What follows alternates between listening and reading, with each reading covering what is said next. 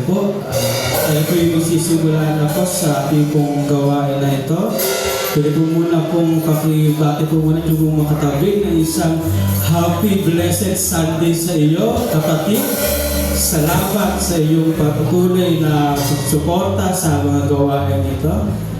Sige po, kung sa ating munang panimula, tayo po ay magsitayo sa ating pong paghahanda, sa ating pong pag-aawitan, tunay nga na sa ating pong paggising, sa ating pong pagsamba sa kanyang harapan, ay siya lamang po muna yung mauna sa buhay po natin. Amen po ba? Nasa buong maghapon na dapat ay siya lamang po yung mauna nating pinupuri at sinasamba.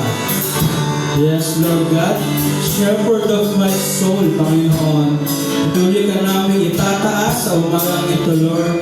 Kayo po ang patuloy na kumilos sa aming kalagitnaan ito, Lord. Shepherd of my soul, I give you full control. Wherever you may be, I will follow. I have made a choice to listen to your voice. Wherever you may be, I will go. Be in a quiet pasture or a quiet gentle stream. The shepherd of my soul is by my side. Should I face the mighty mountain or a valley dark and deep, the shepherd of my soul will be behind.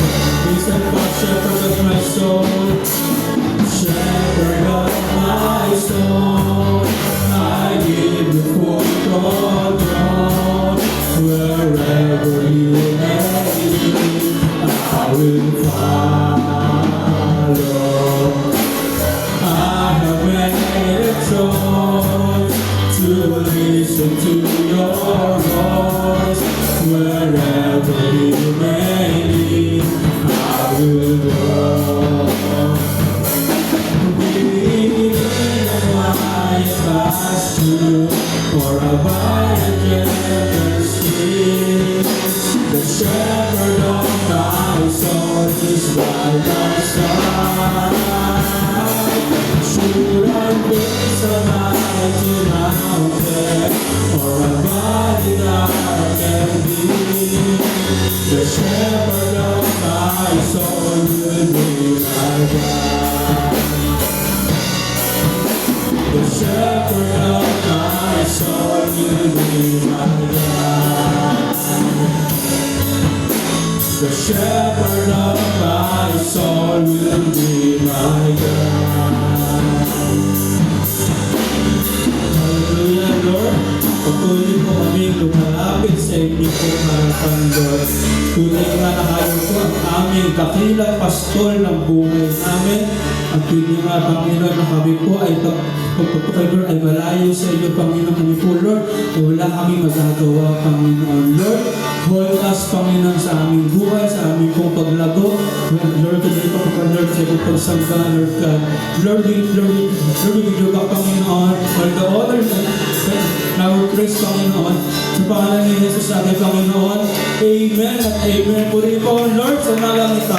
Hallelujah. Sige po, and then, sa naman pong Bible verse, ito yung nakasulat sa Psalms 100 verse 5. Okay, sige po. Ready, go. For the Lord is good, and His love endures forever. His faithfulness continues through all generations. Hallelujah! Yes, Lord, pati ang Panginoon sa Lord, you work sa inyo mga buhay, Lord God. Come on, church. Love your hands to our Lord.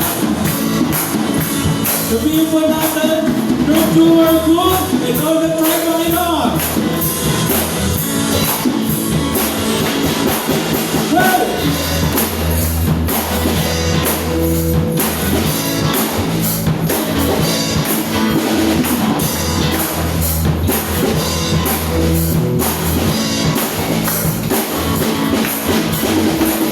You are good and your mercy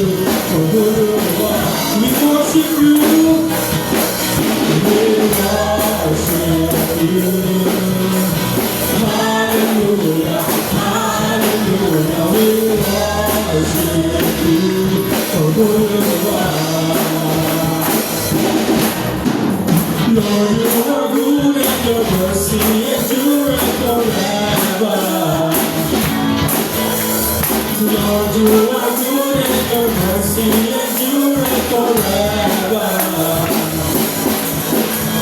People from every nation and tongue, from generation to generation, we worship you.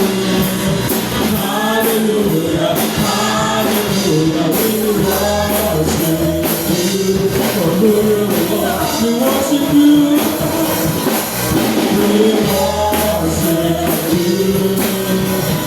Hallelujah, hallelujah, we worship you. For who you are, for you are good. Yes, Lord, miracles going on.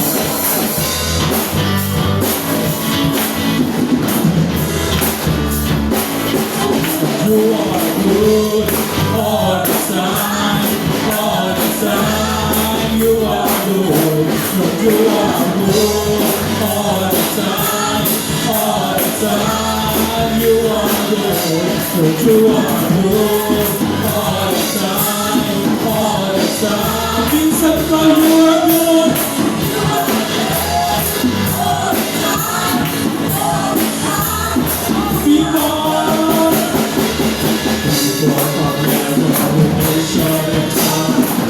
Generation to generation, we worship. Our church of our Lord.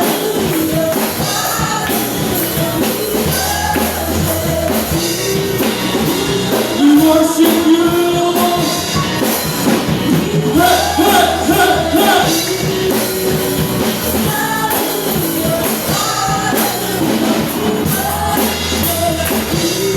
Minsan pa we worship you, my Lord. We worship you. Hallelujah, hallelujah. We worship you for who you are, for who you are, for who you are. Lord, you are good. Amen, hallelujah. Pagpapalin ko rin ang Diyos kung magaling ka, Lord God.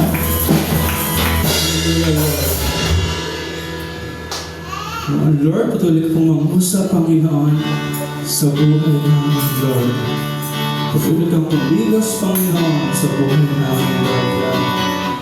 Pupurihin ka, Lord God, ang aming alay sa iyo at samba, Panginoon. Let us declare His goodness, His faithfulness, and His mercy endures forever. Hallelujah.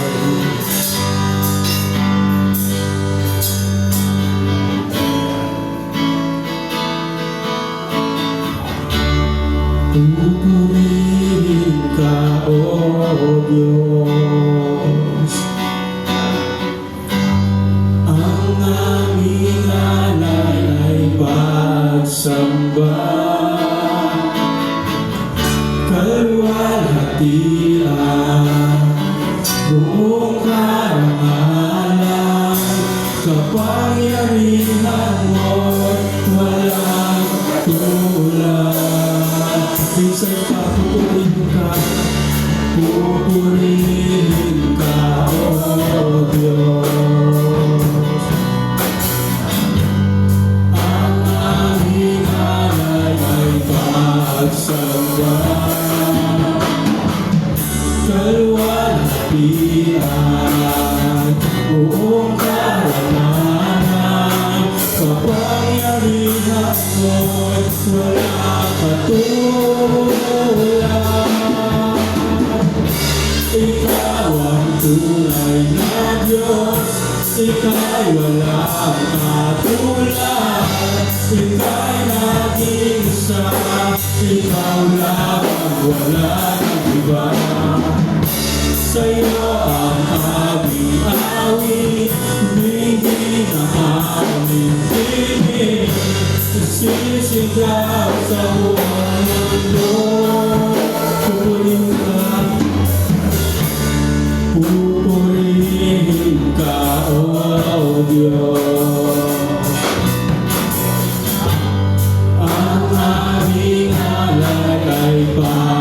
masamba. Kaluwalhatian, buong karangalan, kapangyarihan mo'y wala katulad. Ikaw ang tunay na Diyos, ika'y wala katulad. Ika'y nag-iisa, ikaw lang ang wala ng iba. Sa'yo ang aming awit, dinggin ang aming tinig, isisigaw sa buong mundo. Ikaw ang tunay na Diyos, ikaw ang tunay na Diyos, ika'y walang katulad. Ika'y nag-iisa, ikaw lang ang wala ng iba.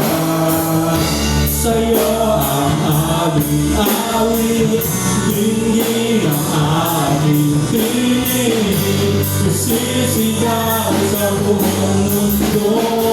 Isisigaw, isisigaw sa buong mundo. Isisigaw,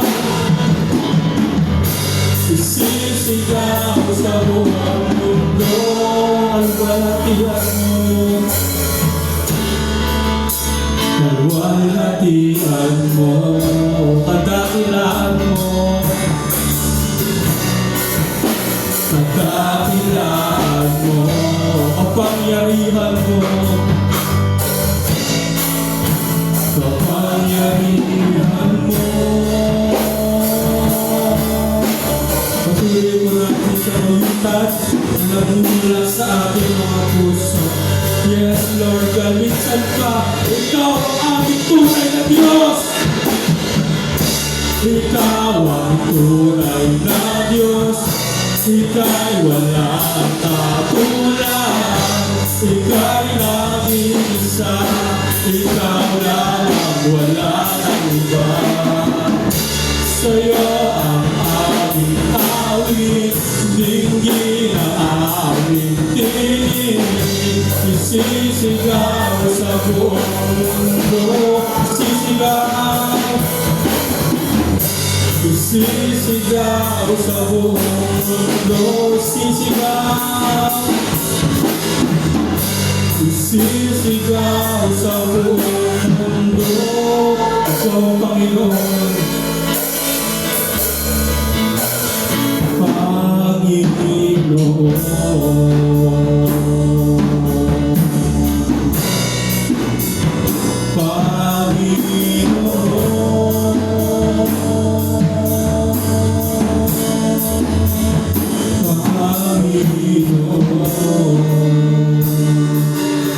hallelujah, Lord. Salamat po na rin, Lord, sa kalayaan na kayo paikong masamba, Panginoon. Pinupuli ka namin, Panginoon, salamatan, Panginoon, sa aming buhay. Ito ang aming dalangin sa pangalan ni Jesus. Amen. Amen. Sige po, tayo po naman ako muna saglit para po sa ating pong panalangin. Habang tayo pinakatin po naman tugtugin.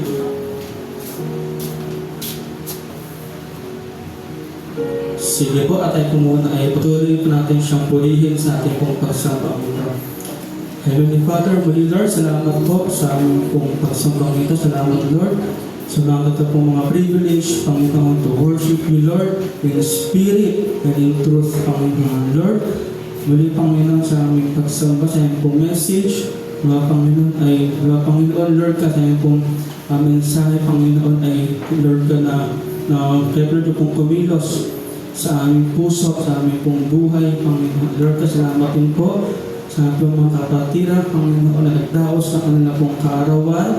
Lord, we pray, Panginoon, to bless them, Panginoon, sa kanila pong panibagong taon na inyo pong binigay sa kanila, Panginoon. Lord God, I declare, Panginoon, blessings sa lahat ng bahagi, Lord, ng buhay po nila, Panginoon.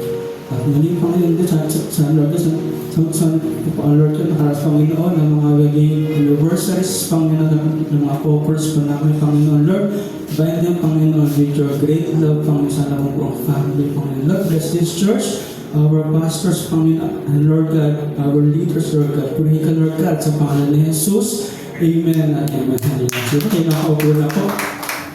Ano na ba? Pwede po kong, pahabol na po pala. Okay, sige po, sige po sabihin po, pagkaya na lang.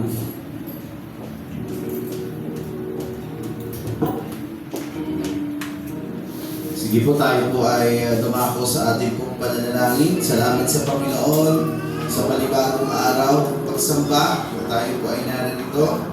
Tayo po ay patuloy na magwalhati sa ating Panginoon sa pamamagitan po ng mga panalangin sa umaga po ito. Lord, salamat sa iyong biyaya sa aming pong buhay. Salamat sa iyong kabutihan. Salamat, Panginoon, sapagkat ikaw ang Diyos na sa amin ay kumakalinga, nagmamahal. Ikaw ang Diyos na sa amin ay sumusubaybay. Ang iyong kapangyarihan, patuloy po namin nararanasan. At salamat sapagkat, Lord, may mga dakilang bagay kang ginagawa, Panginoon, sa buhay po namin. Sa umaga po ito, Lord, kami po ay nagpapasalamat. Amin po ay pinagpapasalamat sa iyo. Lord, yung mga kapatid po namin na nagdaos ng kanilang kaarawan. Salamat po sa panibagong taon na ipinagkaloob po sa kanila. Dalangin ko po, Panginoon, patuloy mo po silang pagpalain. Dalangin ko po, Panginoon, patuloy mo po silang samahan. Ang iyong biyaya ay patuloy na tumali po sa kanila. Ang pagpapalago sa pananampalataya ng kanila pong maranasan kung paano po sila pinalinga ng mga nakaraang taon ng kanilang buhay. Ay muli po nila itong maranasan. Sa umaga po ito, Lord, salamat po sa Lord, mga kapatiran po namin na nagdao sa kanila pong anibersaryo ng kasal. Kung meron man po, patuloy ang bigis ng pag-ibig na nagmumula po sa iyo. Ang iyong kapangyarihan, patuloy, Lord, na maranasan ito nila. Lord, dalangin ko po na ikaw maging sentro ng kanilang pagsasama. At sa anumang mga pagsubok, anumang mga karanasan, anumang mga mapagdaanan po nila, Panginoon, dalangin ko po na lalo pang lumalim, lalo pa silang maging matatag, lalo pa silang, Lord, maging, Lord, halimbawa sa kanilang paligid. Ang iyong pag-ibig ang patuloy na maging sentro ng kanilang pagsasama. Salamat din, Panginoon, sa mga, Lord, panalangin na binigyan mo po ng katugunan. Mga kahilingan na nakasumpo ng biyaya sa iyong pong harapan. Dalangin ko po, Lord, na ikaw ang Diyos na patuloy na sumubaybay po sa amin at maraming salamat sa mga salita mo po na aming napapanghawakan. Na ikaw ang Diyos na nakikinig ng aming mga panalangin. Lord, sa umaga po ito, kalapit ng mga pasasalamat, ay muli kaming lumalapit po sa iyo sa pamamagitan ng mga kahilingan ng aming mga kapatid. Kung meron man po rito kahilingan patungkol, Lord, sa kanilang buhay, dalangin ko po, Lord, na ang kanilang buhay patuloy mo pong pagpalain. Nauna sa lahat, Panginoon, ang pagkakilala po sa iyo ng lubos, ang paglago sa pananampalataya, ang pagiging masigasig sa paglilingkod po sa iyo, sa ministry, ang siyang ilagay mo po sa kanilang puso. Huwag mo pong hayaan ng iyong mga anak ay mahatak, Lord, o makuha, Panginoon, yung kanilang atensyon ng mundong ito. Lord, hindi po ito aming buhay. Ang buhay po namin ay nasa sa iyo. Ang lahat ng bagay na pinlano mo ay nasa iyong mga kamay. Kung kaya ang buhay po namin ay ikaw, at ang kailangan po namin sa bawat araw na aming buhay ay ang iyong presensya, ang iyong pagsama, ang iyong pag-ibig, ang iyong kapangyarihan. Dinadalangin ko po, Lord, na ang bawat isa ay magkaroon ng patuloy ang kauhawan sa iyo pong presensya, sa iyo pong mga salita, sa pananalangin at pagdalo sa mga gawain. Idinadalangin ko po, Panginoon, na ang kauhawan ay pabukalin mo po sa aming puso.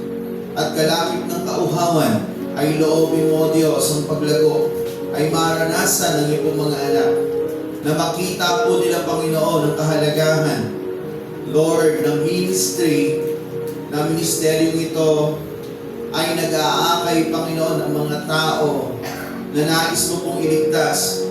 Mga tao, Lord, na kung saan namatay ka, Lord, sa kanilang mga kasalanan, upang sila ay bigyan ng buhay na walang hanggan. Ang kahalagahan po nito, Panginoon, ay nawa, Lord, manatili sa puso ng bawat isa. At huwag magpabaya, huwag sayangin ang panahon, huwag sayangin, Lord, yung araw na lilipas na, Lord, hindi gagawin yung pinagagawa mo. Lord, sa umaga po ito, dalangin ko rin, Lord, ang mga pangangailangan ng iyong mga anak. Ikaw po ang magpuno sa anumang pangangailangan po nila. Dalangin ko po, Lord, patuloy po silang, Lord, matuto na ang iyong sinabi, Panginoon, ay unahin ka. Unahin ang iyong kaharian at ang iyong kaluwalhatian at ang lahat ng bagay ay daragdag mo na lang po. Lord, ang paglilingkod po sa iyo, ikaw yung pinakauna. Hindi ang ano pa mang bagay. Hindi po tamang, Lord. Gawin namin, unahin namin yung gagawin namin, yung ibang bagay bago ka namin bigyan ng panahon. Ito po ay maling sistema ng buhay, kung kaya ang pagpapala ay hindi po namin nakakamtan. Ang sinabi mo po, unahin ang iyong kaharian at kaluwalhatian. I-priority ka namin, Lord. Ikaw yung maging una sa lahat, bago pa man ang anong bagay. Dalangin ko po, Lord, na sa buhay po namin, hindi lamang salitang aming naririnig po ito. Kung hindi, Lord, ang mga salita mo po ito ay aming ilagay sa aming puso.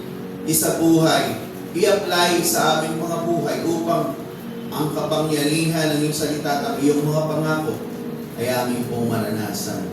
So umaga po ito, Lord, kung meron man pong kahilingan para sa kagalingan, na naman pong uri ng karamdaman, dumadalangin po ako, Panginoon, na ikaw po ang kumilos. Ang kagalingan, Panginoon, ay iyo pong ipagkaloob. Dalangin ko po, Panginoon, ikaw po ang Lord kumilos. Sa pangalan mo po, Panginoong Jesus, sa sino man po may karamdaman sa aming mga kapatiran, sa kanilang mahal sa buhay o mga taong kanilang idinadalangin. Dalangin ko po, Lord, ang kagalingan maranasan po nila. Ipuin mo po sila at muli ibalik ang sigla at lakas ng kanilang katawan upang muli sila makapaglingkod po sa iyo. Lord, sa umaga po ito, kung meron man po mga suliranin na kinakaharap, mga problema, mga sitwasyon na kung saan, Lord, kailangan po nila ang iyong tulong. Ikaw po ang Diyos na sumama po sa kanila. Ikaw po ang Diyos na magbigay ng kalutasan sa anumang suliranin na mayroon ang iyong po mga anak. Ang iyong kapangyarihan, ang iyong pagkalinga ay kanilang maranasan. Lord, turuan mo po sila na anumang problema ay ilagak po nila sa iyo. Ilagay sa iyong paanan at magtiwala sa iyong mga pangako na ikaw ang Diyos na tutugon, natutulong po sa kanila upang mapagtagumpayan ang anumang mga pagsubok, mga problema na dumarating sa kanilang buhay. Sa umaga po ito, Lord, ihanda mo pong aming puso't isip sa aming patuloy na pag-aaral, Panginoon. Bigyan mo po kami ng sapat na pagkaunawa sa gabay at pangunguna ng banal na Espiritu. Maunawaan po namin lubos ang kahalagahan ng mensaheng nais mo pong iparating.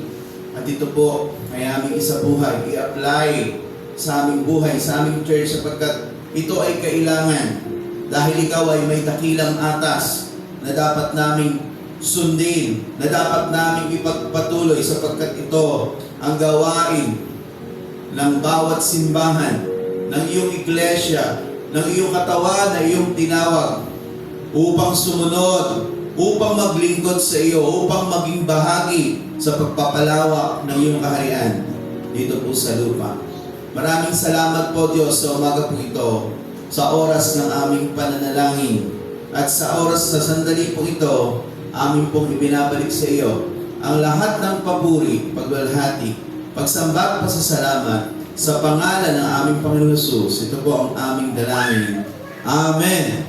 Amen. Okay, salamat po sa ating pong muli nating panalangin at muli po sa ating po lahat. Good morning po muli. Announcements po natin. Ito po, sumamaya po sa ating pong gawain ng San Isidro. Ito po ay 2 p.m. Ito po ang speaker, Brother Rey Acosta, worship leader, Brother Boy Adriano. Then for next Sunday po, midweek service, March 6. Speaker, Pastora Mayla, worship leader, Brother Jan, testimony, Sister Cristita, Asher, Sister Mary Joy Toquero. Ito po sa ating gawain next Sunday, March 9, Speaker, Pastor Manny, worship leader, Sister Cristita, test and offering, encouragement, Brother Reyna, isa rin po tagalikom ng handog, Brother Boy Adriano, isa rin po flower sponsor, ang family po ng Jacinto family. Amen. Then, ito yun po sa ating panggawain ng AITA. Ito po ay tuwing Sabado at 8 o'clock po. So, doon po natin din po ginagawa yung Kids Saturday class. Ito rin po yung sa adult worship service. So, ito nga po ay magkabukod. Yung gawain po ito. Tama po ba? Next po natin, announcement. Ito nga po, sa ating po gawain po ng IRM National Anniversary po natin sa March 16. Ito po ay Sunday din po. Ang lugar po ay sa San Jose del Monte. Doon sa ating pong IRM Cathedral. Ang alam pong time po is 2 p.m. po. Ito start po Ate Jasmine. 2 p.m. po siya sa March 16 sa ating pong anniversary. So March 16 po. National anniversary po natin. Then, ito rin po, gawain po ng YM po sa National Conference po. Meron po tayong gawain sa May 24, Sabado sa lugar po rin po ng Cathedral. And then, ito rin po college fee ng 500 per head with lunch. Ito rin po, online registration is posted in National YMO FB page or Facebook page po nila. Then po yung mga link po natin.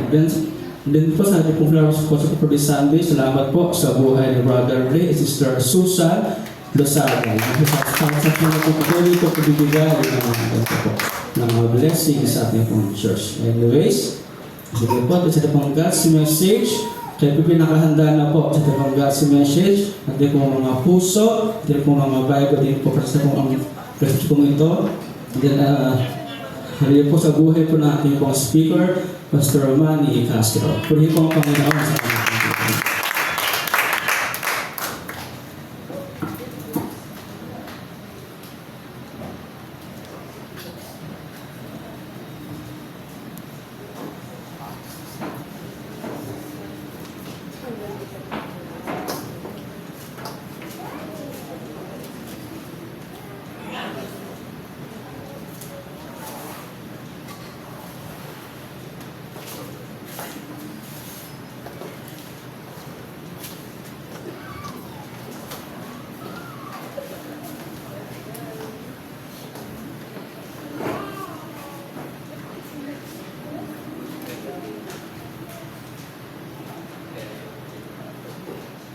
Okay, good morning po sa atin.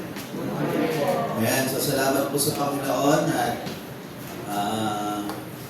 nagagaling lang din po namin sa venue ng sa Malolos po kasi, no? So, looban po siya. Pero napakaganda naman nung dahil yung may-ari, napakabait po. Yung may-ari nung resort, at nakakatuwa, yung kasal, dami ng kasal po nun daming nangyari dun sa magpapakasal para po silang yung pwedeng ipadala po sa maalaalang waya. Yan. So, ang daming mga pero nakakatuwa, napakabuti talaga ni Lord dahil si Lord yung laging may plano ng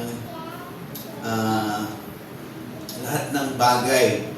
Okay, may isa lang po akong problema. Yun naman kung kung hindi ako umabot doon sa aking dapat vaccination ko ng third, Kaya ang mangyayari po niyan, Monday, kung hindi po pwede, maghahanap po ako mamaya nung sa pambaksin na pang third dose. Kasi third dose na po ako Bali, naka-4 na siya na po kabilaan ng dalawang na po ako na tag-2. Eh, yung huli po kasi ang schedule ko po talaga ay 28 dapat. From 25, kasi 25 po yung last eh. Dapat 28, nakiusap ko sa kung pwedeng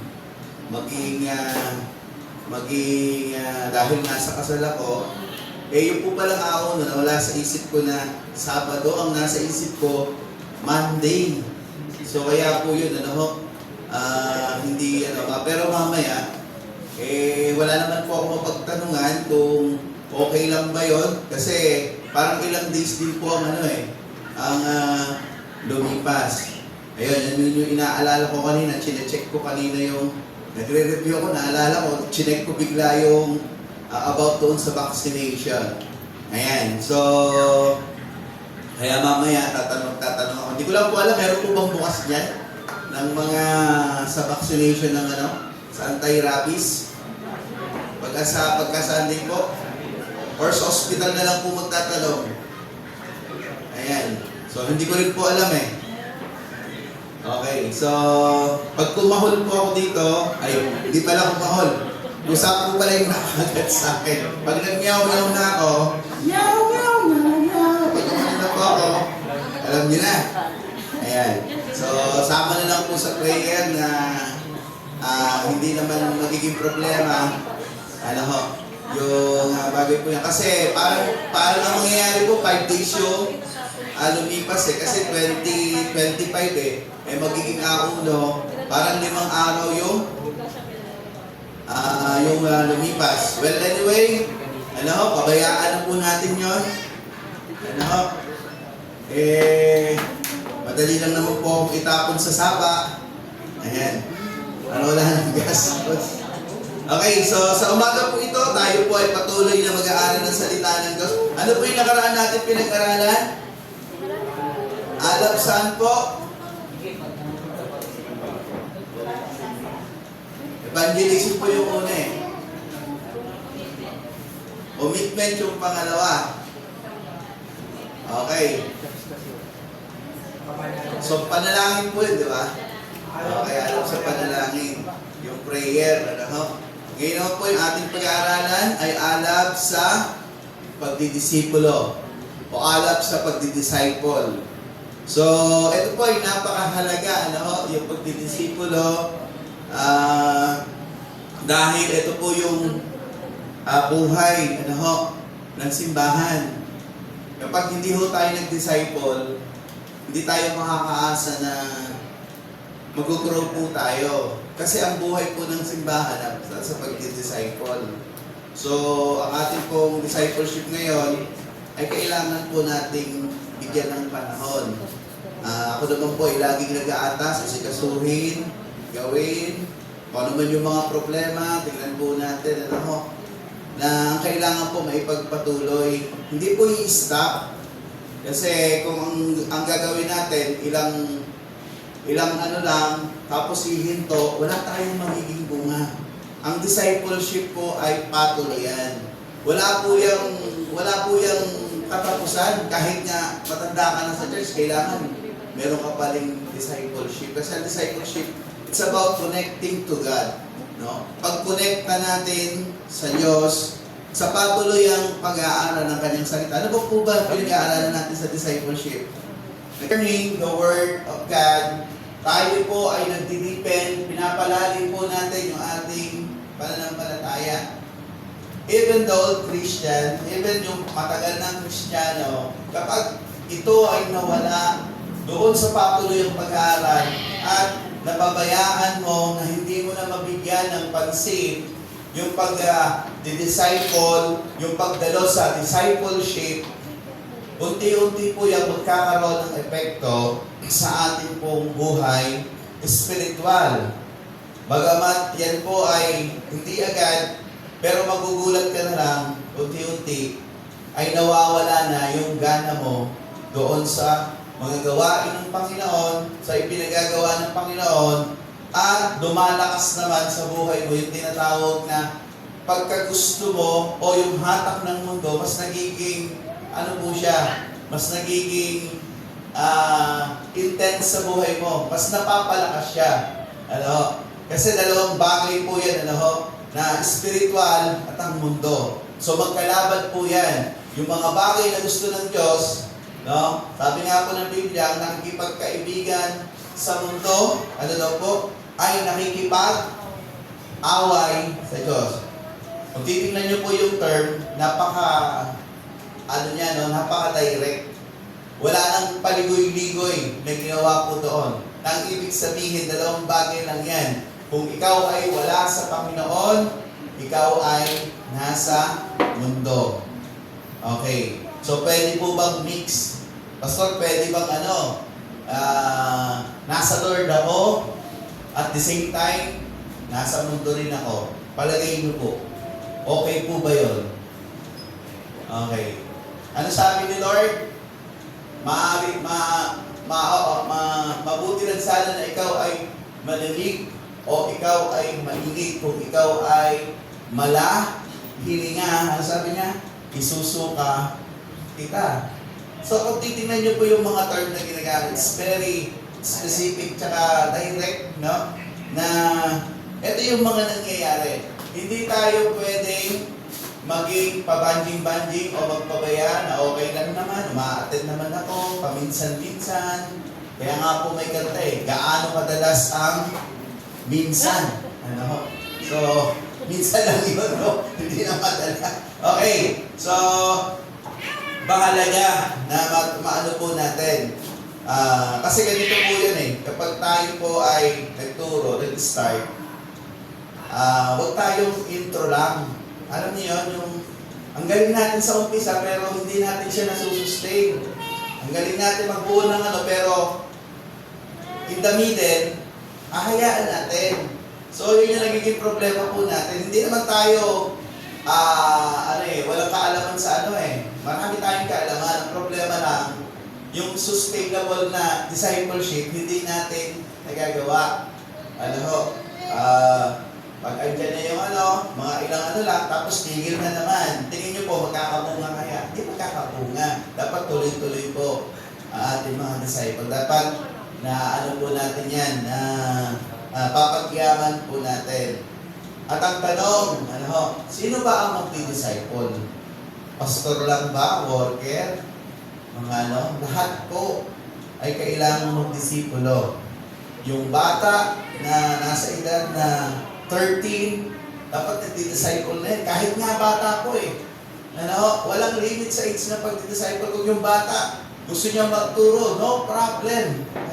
Kasi napakahalaga po niyan na yung training, yung salita ng Diyos, nakakonect tayo, hindi tayo nawawala. At kasi sa discipleship, talagang tuloy-tuloy yan. Mag-i-invest ka ng time, magbibigay ka po ng oras talaga para sa gawain po ng Panginoon.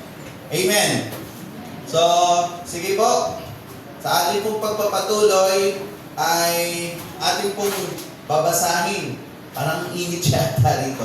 Ilang aircon po ba yung nakabukas? Okay. Baka po langit yung banda dyan. Dito. Pakibukas na lang siguro, nakapatay naman yung doon. Ayan. Sakit mo dun sa Okay, ako na lang po. Para random kasi yung init dito.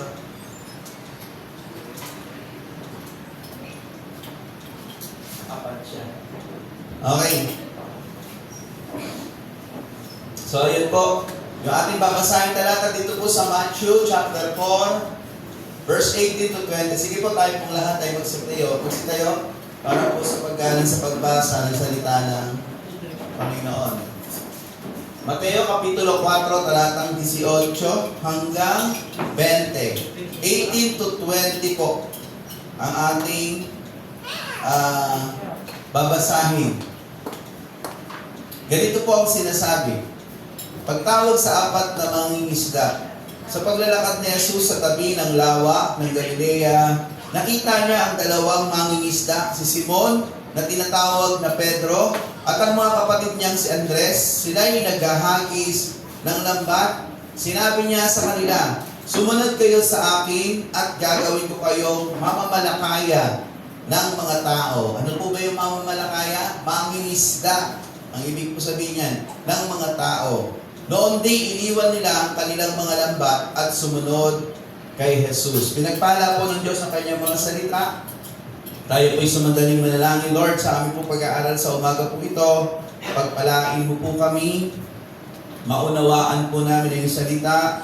Ang pagpapahayag ng iyong salita patungkol, Lord, sa discipleship, pagdidisipulo, na dapat po namin pagyamanin, Lord, sa aming mga buhay, sa aming iglesia, sa ikalalago, Panginoon, ng iyong pumagawain. Tulungan mo po kami at bigyan kami, Lord, na nakahandang puso na makaunawa sa tulong at gabay ng iyong banal na Espiritu sa mga salita mo pong aming pagbubulayan sa umaga po ito. Sa pangalan ni Jesus, Amen. Okay, pwede na po tayong maupo. Sabi niya po dito sa English version, as Jesus was walking beside the Sea of Galilee, he saw two brothers, Simon, called Peter, and his brother Andrew. They were casting a net into the lake, where they were fishermen. 19, come, follow me, Jesus said, and I will send you out to fish for people. At once they left their nets and followed him. So, makikita po natin dito, nakita ni Jesus, si Simon na tinatawag na Peter at yung kanyang brother na si Andrew. Si Peter at si Andres. Na anong ginagawa nila? Doon sila sa yung kanilang net, inaayos po nila.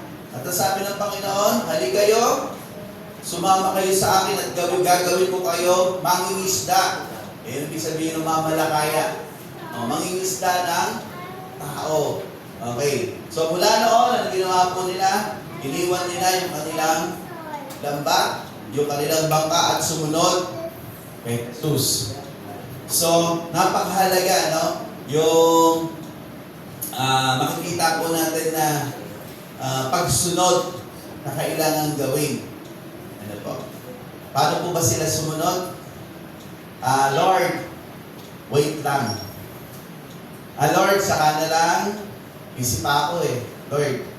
Okay, ano ba yung business po nila? Ano yung kanilang pinagkakaabalahan? Okay, mangingisda. So, sila ay nangingisda. Ang kanilang buhay, ang kanilang kabuhayan, ang kanilang hanap buhay ay pangingisda. Doon sila nabibisi. Doon sila yung kumikita. Doon nakalaan yung kanilang oras. Kasi mga mangingisda po sila. Pero nang tawagin sila ng Panginoon, makikita po natin na inuna nila yung pagsunod sa Panginoon. Amen. Hindi naman sinabi ni Lord na huwag na kayong magtrabaho. Ang paanyaya ng Panginoon, sumunod kayo sa akin. Okay. Kasi baka mamali natin yung lahat ay magre-resign na, Pastor, magre-resign na kami lahat sa trabaho namin. Okay. So, hindi po gano'n, Kasi may atas po na dapat natin maintindihan na ano ba yung pinakauna sa lahat bilang mga mananampalataya na tinawag ng Panginoon. Ano yung priority natin na dapat nating gawin? Kasi ang unang priority ni Lord, tingnan niyo pa, ang unang priority ni Lord, kaligtasan po natin. Ang sabi ba ni Lord, wait lang kayo, saka na ako. Ayan, saka ako nagagawin yung mission ko. Okay. Yung unang makikita po natin dito na pattern, ng pagsunod, ay una natin itong makikita sa ating Panginoon. Kasi ang Panginoon na nag-aatas ng discipleship, tama po ba? Siya yung nagtuturo, yung nagpupush na gawin natin ito. Puntahan natin yung mga tao, magturo tayo tungkol sa kaharian ng Diyos. Ituro natin yung pagliligtas. So yun yung makikita natin sa passion ng ating Panginoon. Okay. So yung sa mission ng Panginoon, kung titingnan natin, babalikan natin, ano yung mission ng Panginoon? Una, punong-puno siya ng pag-ibig. Na meron siyang pag-ibig, meron siyang tinatawag na love and compassion. Kaya nakita niyo yung mga tao, nakapag siya. Kasi napakahalaga nun na yung makita mo yung kalagayan ng tao, Ano po? So sa kanyang pagmimisyon, yun talaga yung dala-dala ng Panginoon. Ano ho? Yung iligtas yung sangkatauhan. Ipangaral ang salita ng Diyos patungkol sa paghahari ng Diyos, sa pagliligtas ng Diyos. Kaya nga po yung New Testament tinawag po yan no, yung aklat na magkakasunod. Matthew, Mark, Luke, John. Ano tawag po natin dyan? Ano po? Okay. So, yan po ay for gospel. Tinatawag po yung good news. Mabuting balita. Bakit po mabuting balita? Kasi pag sinabi mo yan sa tao, yung tao sasabihin mo na wala sa Panginoon, buhay siya physically, but he is dead or she is dead spiritually. Ibig sabihin, yung taong pagsasabihan mo, wala yan ugnayan sa Diyos, patay yan spiritually. Pupunta yan saan? Saan siya pupunta? Impyerno. Okay. So wala nang ibang daan. Hindi yung kabaitan na magliligtas po sa tao. Kahit napakabait natin, hindi yun ang kabayaran ng kasalanan. Ang kabayaran ng kasalanan ay kamatayan. Kaya nga yung mission ni Lord, pinayaran niya na kanyang buhay. At eto ngayon, tinawag na mabuting balita. Bakit mabuting balita? Kasi meron ng pag-asa ang tao, meron ng solusyon sa problema ng tao. Ito ay nilutas na ng ating Panginoon na ang problema natin, yung pagkahiwalay natin sa Kanya, na sa pamamagitan naman ng ating Panginoon ay inutugnay tayo ng Panginoon sa pamamagitan ng Kanyang pagkamatay doon sa krus. Ulitin ko po, review lang tayo. Sabi sa Book of Hebrew, without shedding of blood, there is no remission of sin. Kung walang dugong nabuhos, ay wala daw kapatawaran ang ating kasalanan. Ngayon, doon sa gospel, what is the content of the gospel? Ano ba yung content? Ano ba yung doctrine ng gospel? Ang gospel po ay may doktrina. Amen? Ano yung doctrine ng gospel? Ano yung doctrine ng gospel po? Bakit natin tinuturo?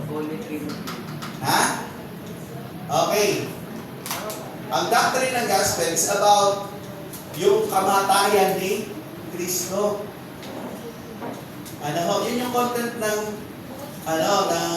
doctrine ng gospel. About Christ's death and resurrection. Kaya nga, yung sinabi ni Apostol Pablo, Galatians 2:20, di ba sabi niya, ako'y napako sa krus na kasama ni Kristo. Not literally, napako siya doon sa krus, physically, but he talks about spiritual matters na ang dala-dala ni Kristo doon sa krus ay ang kanyang kasalanan. Kaya nga sinabi niya, ako'y napako sa krus na kasama ni Kristo dahil alam niya na yung kasalanan niya ang dala-dala ni Kristo doon sa krus, kasalanan natin. At ano sabi niya? At hindi na ako ang nabubuhay, kundi si Kristo ang nabubuhay sa akin. Kasi yung gospel po, yung doctrine ng gospel, kapag naintindihan ng tao na si Jesus ay namatay para sa kanyang mga kasalanan, nabubuksan yung kaisipan ng tao na mahal pala ako ng Diyos, mahalaga pala ako, binuwis pala niya yung kanyang buhay para sa akin. Okay. So yun yung napakahalaga, na content, ng tinatawag natin mabuting balita. Kaya tinawag na mabuti, gamot kasi siya. Siya yung solusyon. Parang ganito, kung ikaw ay may sakit na malala, tapos eto lang yung gamot na kailangan mong inumin. Okay. So, gagawin mo ba yung lahat ng paraan para mo mainom yung gamot na yan? Bayaan mo na lang, mamatay na ako. Gagawa ka ng paraan Di ba? Okay, tayo nga, ito yung nangyari, tayo nga, hindi natin nasolusyonan yung problema natin kamatayan Si Lord ang gumawa ng paraan. Ginawa niya na parang ganito, walang pagkakataon na magawa ito ng tao, which is true. Which is true. Walang taong sino mo kayang iligtas yung kanyang sarili. Pero pinrovide ni Lord yung tinatawag na solusyon. Ano yon? Yung kanyang pagtubos sa ating mga kasalanan. Kaya nga nabanggitin niyo ni Apostol Pablo, dinideclare niya yung gospel. Dinideclare niya yung doctrine of gospel na si Jesus Christ lang ang kailangan ng tao dahil itong Heso Kristo na to namatay ito sa krus para bayaran yung kasalanan ng sanlibutan. Kaya sabi niya, hindi na ako ang nabubuhay kundi si Kristo ang nabubuhay sa akin. Talks about new life, bagong buhay, mula sa kamatayan patungo sa isang bagong buhay dahil ang taong wala sa Panginoon ay patay. Amen. Binanggit ng Biblia, buhay ka physically, but you are dead spiritually. Parang yung tinignan ng Diyos yung mga tao sa book of Ezekiel. Ang nakikita ng Diyos sa kanyang bayan, ano yung nakikita niya? Lambak ng mga buto. Imagine niyo, mapabuhay na tao yan, ha? Pero pag tinitignan sila ng Diyos, dahil ang paningin ng Diyos ay spiritual na paningin, pagtingin, sila pala ay mga bangkay. Okay. So kung may ganun siguro tayong paningin, no? Ilang kaya yung buto na makikita natin? Pag lumabas tayo dyan, no? Siguro nakikita natin, puro bangkay pala ito. That's the reality. Kaya, merong gospel na dapat ituro, pag-aralan, at yung gospel nito ay napakahalaga doon sa discipleship. Kasi ano ba yung pinag-aaralan sa discipleship? About Jesus Christ. Tungkol sa kanyang ginawa, sa kanyang pagliligtas, tungkol ito doon sa kanyang naisin na ang tao sa pagkakabalik sa Diyos ay mahubog, magamit ng Diyos sa patuloy na pagmiministeryo sa Kanya.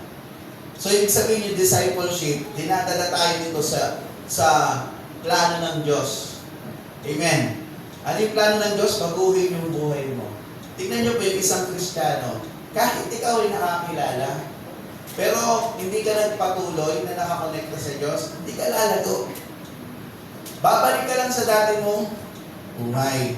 At parang nagiging walang kabuluhan yung ginawa ng Panginoon. Nasasayang yung buhay. Nasasayang ang buhay ng tao. Kasi ang buhay ng tao, kapag wala sa Panginoon, nasan siya? Dalawa lang po yan.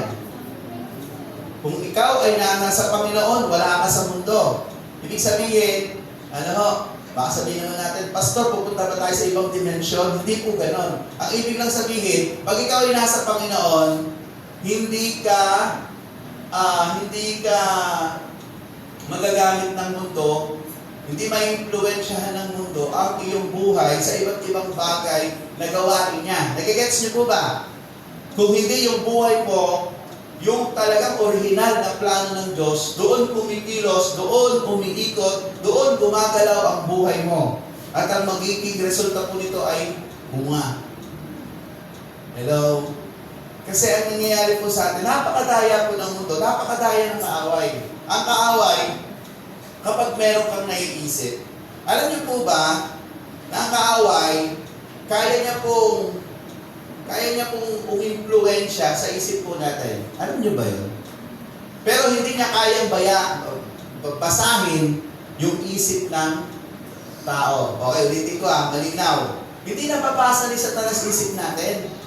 Pakakala natin nababasa, hindi.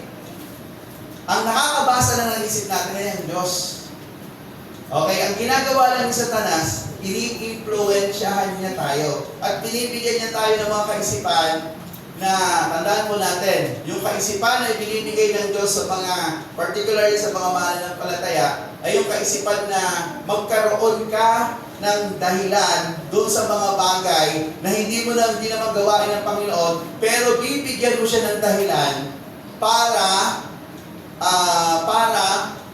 doon sa mga gagawin mo, maabsuelto ka. Okay. So, ganun po nangyayari sa buhay ng tao. Bibigyan ko siya ng yung word na, naiintindihan naman ako ni Lord. Kaya nga lagi ko po sinasabi niyo, huwag natin gagamitin yung naiintindihan naman ako ni Lord. Alibay po, gawa po ng kaawayan. pinapaintindi sa atin. Huwag natin sasabihin, naiintindihan naman ako ni Lord. Pagka po hindi tama, hindi po talaga tama. Kapag ito yung pinagagawa ni Lord, wala nang ibang paraan. Kapag hindi mo yan ginawa, ibang ginawa mo, sasabihin mo, naiintindihan naman ako ni Lord, hindi mo naiintindihan si Lord. Ikaw ang hindi nakakaintindi. Tayo yung hindi nakakaintindi. Kasi yung pinagagawa ni Lord ay napakahalaga. Okay, so balikan po natin. Kaya nga kung titignan po natin, hindi pwedeng ipagpabukas, hindi pwedeng pabayaan, hindi pwedeng sa isang tabi. Nasasabihin natin, saka ko na lang gagawin ito, busy pa ako eh. Ang tanong, ang isang bagay na importante hindi mo na nagagawa, meron kang bagay na ibang ginagawa, kaya hindi mo siya nagagawa. Oh, nagagets niyo po ba? Ulitin ko po, ang isang importanteng bagay, kunyari, ito importante, na hindi mo siya nagagawa, kaya mo lang yun hindi nagagawa, kaya kasi meron kang ibang ginagawa. Kaya nga sabi ni Lord no one can serve two master. Hindi natin pwedeng paglikuran ng sabay ang dalawang Panginoon. Pipiliin mo yung isa at hahamakin ang sabi niya, ang ikalawa. So lagi ang buhay po natin bilang mga mananampalataya, it's a matter of choice every day. Na dapat choices natin maging tama. Na yung choices na yun is synchronize sa salita ng Diyos. But nevertheless, pag titignan po natin, iisip pa tayo ng iba, ang tawag doon, alibay na. Kasi wala na po yun dito sa sa Word of God eh. Okay. Minsan nga, di ba, ang gaganda ng katulad nun, di ba? Nung pumunta si Lord doon sa bahay ni nila Maria, sino po ba yan? Si Martha, di ba? Ano ba yung ginagawa ng isa? Busy lang sa pag-aasikaso. Kung titignan mo, masama ba yun? Mag-asikaso? Masama ba yun? Hindi, di ba? Pero bakit? Kasi andun yung Panginoon, hindi niya napupukusan yung Panginoon. Ano sabi ni Lord? Ang sabi niya, nariligalig ka, sabi niya. Okay. Kasi mahalaga, kasi yun po yung tinatawag po natin, minsan hindi naman masama yung ginagawa mo, pero nakaka-apekto siya sa bagay na importante dapat mong gawin. Halimbawa, alagaan mo yung pamilya mo, hindi naman yung masama. Pero kapag iyan ay nagiging dahilan na para mo gawin yung pinagagawa ng Panginoon, okay. So, hindi na healthy. Nagigets niyo po ba? Hindi lahat ng bagay na puro kasalanan lang. May mga bagay, sabi nga sa Biblia na hindi naman siya kasalanan pero nagiging dahilan para hindi mo magawa ang ministry. Minsan pamilya, di ba? Hindi mo magawa ng paraan. Okay. So lahat naman ng bagay nagagawa po natin ng paraan. Amen. Ang tinuturo lang ni Lord, gaano ka-importante yung inuutos niya. Wala na pong iba, no? Ang inuutos ng Panginoon ang pinaka-kailangan po natin gawin. Kasi bakit? Kasi ang inuutos ng Panginoon, may kinalaman kasi sa buhay natin to. Naalam niyo ba yung pag-ministry po natin sa discipleship ay part ng paglago natin spiritual? Alam niyo ba lang, ang buhay ng isang Kristiyano ay hindi magiging kumpleto ang kanyang paglago. Magkakaroon ng abnormalities yung spiritual buhay mo kapag hindi ka na-involve sa discipleship. Hello? Ulitin ko po. Meron mo ba dito gusto maging abnormal? Wala naman, di ba? Ayaw mo nga yun. Kasi, nakikita naman natin physically yung abnormalities. Hindi siya maganda.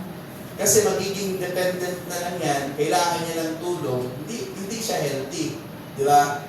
So, kaya nga pinapagamot kung may abnormalities, kaya nga meron tayong newborn, yung tawag dito? Newborn, screening, ha? Newborn screening ba yun? Okay, newborn screening. Bakit yan ginagawa? Para maiwasan na ma-detect na kung in the future, paglaki ng bata, ay magkakaroon siya ng abnormalities. Okay, ganun din po sa ating ginagawa. Iniiwasan na mangyari ang ganitong bagay na darating panahon, andun na tayo sa puntong, wala na nangyayari, wala na nagagawa. Kasi bakit? Inaagapan ni Lord na kailangan gawin natin to. Ito yung process. Ito yung pinagagawa ni Lord para po sa bawat isa sa atin. Kaya nga, tingnan nyo po, saan pa umiikot yung buhay po natin? Mag-evaluate lang tayo. Saan mas marami? Ginawa natin pinagagawa ni Lord o ginawa natin yung gusto natin gawin sa buhay natin? Kasi kapag ginawa natin gusto ni Lord, magkakaroon po ng effect. Tandaan po natin yan. Pero yung mix, pasulyap-sulyap, paminsan-minsan, may hirapan po tayo. Pero dapat tayo isang focus. Hindi natin pwedeng hatiin yung oras natin. Dapat focus natin kay Lord. Unahin natin siya. Hindi naman uubusin ni Lord yung oras mo eh. Halimbawa, ganito. Magdi-discipleship tayo. Ilang oras lang ba yung discipleship? Meron ba nagdi-discipleship ng 24 hours? Parang ganun. Isang oras lang, naiinip ka na eh. Okay, di ba? Discipleship, 1 hour, okay na yan eh. Sa isang oras, gagawin mo na lahat doon. Yung pagtuturo, activities, question and answer, pagtatanong sa mga Mahirap po ba yun? Dali lang. Ibig sabihin, yung oras natin, hindi kinuha lahat ni Lord. Pero ang gusto lang ni Lord, priority siya. Una mo siyang ginagawa, hindi nawawala sa plano mo. Hello? Hindi nawawala. And the rest of your time, pwede ka na. Gawin mo na yung lahat ng sa trabaho mo, andyan yan. Si Lord, hindi siya yung swapang na Diyos na kailangan akin ng lahat. Hindi. Alam niya, may pangangailangan kailangan natin magtrabaho, kailangan natin gawin ito. Ang sinasabi na ng Panginoon, huwag mawala sa buhay mo yung time mo na ikaw ay nagdidisipulo, nagwi-witness. Ano ba yung ng discipleship process? Nagwi-witness ka. Di ba? Okay. Alam nyo kasi ganito po mga kapatid, yung na-witnessan ng iba ibibigay sa'yo, ang hirap kasi nun. Hindi mo pinanganak, pero ikaw yung alam mo yun, parang ganito sa process ng panganganak. Hindi ikaw yung nanay, iba yung nanganak, pero ikaw yung mag-aalaga. At kung ikaw yung nag-alaga, ganun ba kalalim sa concern ng magulang yung concern mo? Hindi, meron ko pang sasabihin, di ko naman mga anak yan eh. Di ba? Okay. Kasi iba yung pinanganak mo. Pag anak mo, mahal na mahal mo yan. Tama po ba dito? Sino po ba dito yung nanganak siya, hindi niya po mahal na mahal? Bigay niyo na lang po sa amin. Di ba? Normal na po ng tao yun. Kapag ang nanay, nanganak, di ba? Ang mag-asawa, nagkaroon ng anak, ano yung feeling nila? Mahal na mahal nila. Ano gagawin nila? Ang alagaan nilang mabuti. Ano gagawin nila? Ibibigay nila yung pangangailangan ng kanilang anak sa abot ng kanilang makakaya. Alam niyo po, ang discipleship, ganyan din po. Ibibigay mo ang lahat sa abot ng iyong makakaya. Kaya nga po, andun yung tinatawag po natin evangelism. Kasi mag-win ka. Yung na-witnessan mo, yung napatanggap mo, yung kumilala sa Panginoon, huwag mo lang hayaan. Patagalin mo pa ng, hinatagal mo pa ng 3 buwan, tsaka mo, hindi po. Agad-agad po yan. Kapag yan ay nakakilala sa Panginoon, agad na po natin i-follow up na sabihin natin, pwede ba tayong mag-aral? Ano bang schedule pwede ka na i-follow up ko? Sa discipleship po, ganito po mga kapatid. Hindi natin hinahanapan ng oras. Wala kang makikita. Bibisigin ka ng kaaway. Ang discipleship, pinaglalaanan ng oras. Magkaiba po ba yun? Yung hinahanapan ng oras tsaka pinaglalaanan ng oras? Magkaiba o hindi? Paano nag-isip tayo mabuti? Magkaiba po yun. Di ba? Okay. Kasi yung pinaglalaanan mo ng oras, masyado kang busy nun, kaya ka naghahanap ng oras. Yung pinaglalaanan ng oras, nilalaan mo yan talaga na hindi ka magiging busy, gagawin mo hindi busy kasi ito yung oras para sa mga tuturuan ko. Okay. Kaya nga po, ang dami nating maling alam eh. Kasi iniisip natin, ang discipleship, kailangan mo lang hanapan ng oras, pero yung time mo, ubos na ubos sa ibang bagay. Eh, pwede mo naman gawin ng paraan. Pwede mo naman gawin sa ganitong araw. Kasi ang discipleship, nangangailangan po na tinatawag po natin quality time. Hindi pwedeng pabahan yung bagay. Hindi lang, okay na yan. Hindi lang, kasi may preparation nga dyan eh. Bago ka mag-discipleship eh. Bago ka magturo, ano yung una mong pinaprepare? Pag sa discipleship, ano yung una mong pinaprepare? Sarili mo. Kailangan preparado ka. Kailangan ikaw may devotion ka. Meron kang prayer. Ano ba? Aktibo ka sa gawain ng Panginoon. Kapag hindi mo yan ginawa, magtuturo ka, hindi ka magiging effective. Kasi bakit? Ikaw mismo, yung spiritual na buhay mo, hindi ganon kalakas. Ngayon, magtuturo ka, nagpapasa ka ng kalakas. Alam niyo ba, yung pagtuturo ng discipleship, nagpapasa ka ng energy dyan, spiritual energy, kasi tinuturo mo salita ng Diyos. Alam niyo po, pagka, halimbawa, nag-preach ka, tingnan niyo po pag nag-preach ka, after mo mag-preach, sa mga nag-preach mo dito, ano yung pakiramdam mo? Bakit ka napapagod? Hindi ka naman nagtrabaho ng di ba? Napapansin kayo parang akong gumawa ng kasi may spiritual energy na release. Yung spiritual energy po natin, nadadrain po natin yan. Kaya nga po pag sa discipleship, wala kang lakas. Kasi bakit? Saan ba natin nakukuha yung lakas natin? Andoon po sa regular po natin ginagawang connection sa Diyos. Para kasi ganito yan eh. Gusto mong i-connecta yung tao sa Diyos, ikaw putol naman yung linya mo. Paano sila makakonekta? Hindi nilalago yung cell group mo. Oo, nagagather mo sila, pero hindi sila mag-grow. Kasi bakit? Ikaw mismo putol yung connection mo kay Lord. Kaya nga napakahalaga na ang isang nagdidisipulo, ikaw na nagdidisipulo, hindi kailangan maputol yung connection mo kasi ikaw connect mo itong mga to eh. Amen. Tingnan niyo si Jesus Christ. Nung una siya nagdisipulo, di ba tumawag siya ng 12 disciple. Okay. So, makikita po natin dito na tumawag ng Panginoon ng 12 disciples. Ano po yung makikita niyo na tumawag siya ng 12 disciples? Ano yung ginawa niya? Si Jesus, yung connection niya sa Lord, sa Ama, hindi napuputol. Naputol po ba? Hindi. Nag-ministry siya. Yung tinatawag po natin signs and wonders, nagpagaling, nagturo. Di ba? Ginawa niya na lahat. Okay. Ang tanong, nawalan ba siya ng time sa Ama? Nawalan ba siya ng time? Hindi.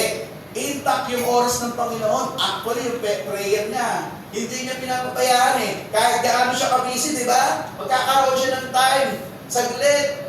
Hihiwalay muna siya, gagawin niya. Pipray siya. At sasabihin sa mga alagad, mag-ano muna kayo, mananalangin ako. Kasi yung halimbawa ng Panginoon, makikita natin, nag-disciple siya pero yung connection niya sa Ama hindi nawawala. Same, gano'n din po sa atin. Baka naman nagdidisipulo tayo mismo, hindi naman nakakonect sa Panginoon. Hindi huwag tayo mag-expect na lalago talaga yan. Una-una, ang pag-discipleship ay preparation, pinaprepare mo yung sarili mo. Kasi dapat handa ka. Kasi kukonekta ka sa tao, kukonekta mo yan sa Diyos. Ang problema, putol yung linya. Diba? Gusto mo dumalo yung presensya ng Diyos dyan. Ikaw nadadalo yan, para kang tubo, barado ka naman. Diba? Ang hirap po. Diba? Pag barado nga yung tubo, problemado. Lalo-lalo na po, alam nyo, pag barado yung siya. Totoo, diba? Problemado. Ano kaya ba dito? Pag pinuusap ko, kahit tawag ito, bumabalik. Ayan. Putuloy tayo sa sige. Ang ina-explain ko lang, pag parado, ang laki ng niya, yung abala, yung epekto, hindi maganda. Di ba? Si CR, may CR nga kami doon. Naalala ko sa Deparo. May nakakaalam po ba dito sa Deparo? Church natin sa Deparo. Dito sa Deparo. Ewan ko, anong sakop ba yun? Caloocan ba? Yan, kasi naka-destino doon yung pastor natin, si Pastor Terry Paharto. Destino ko sa Pampanga yun. Kaya kung kami tumuloy, medyo malapit. Sa Biolalan pa kasi doon eh. Doon si CR.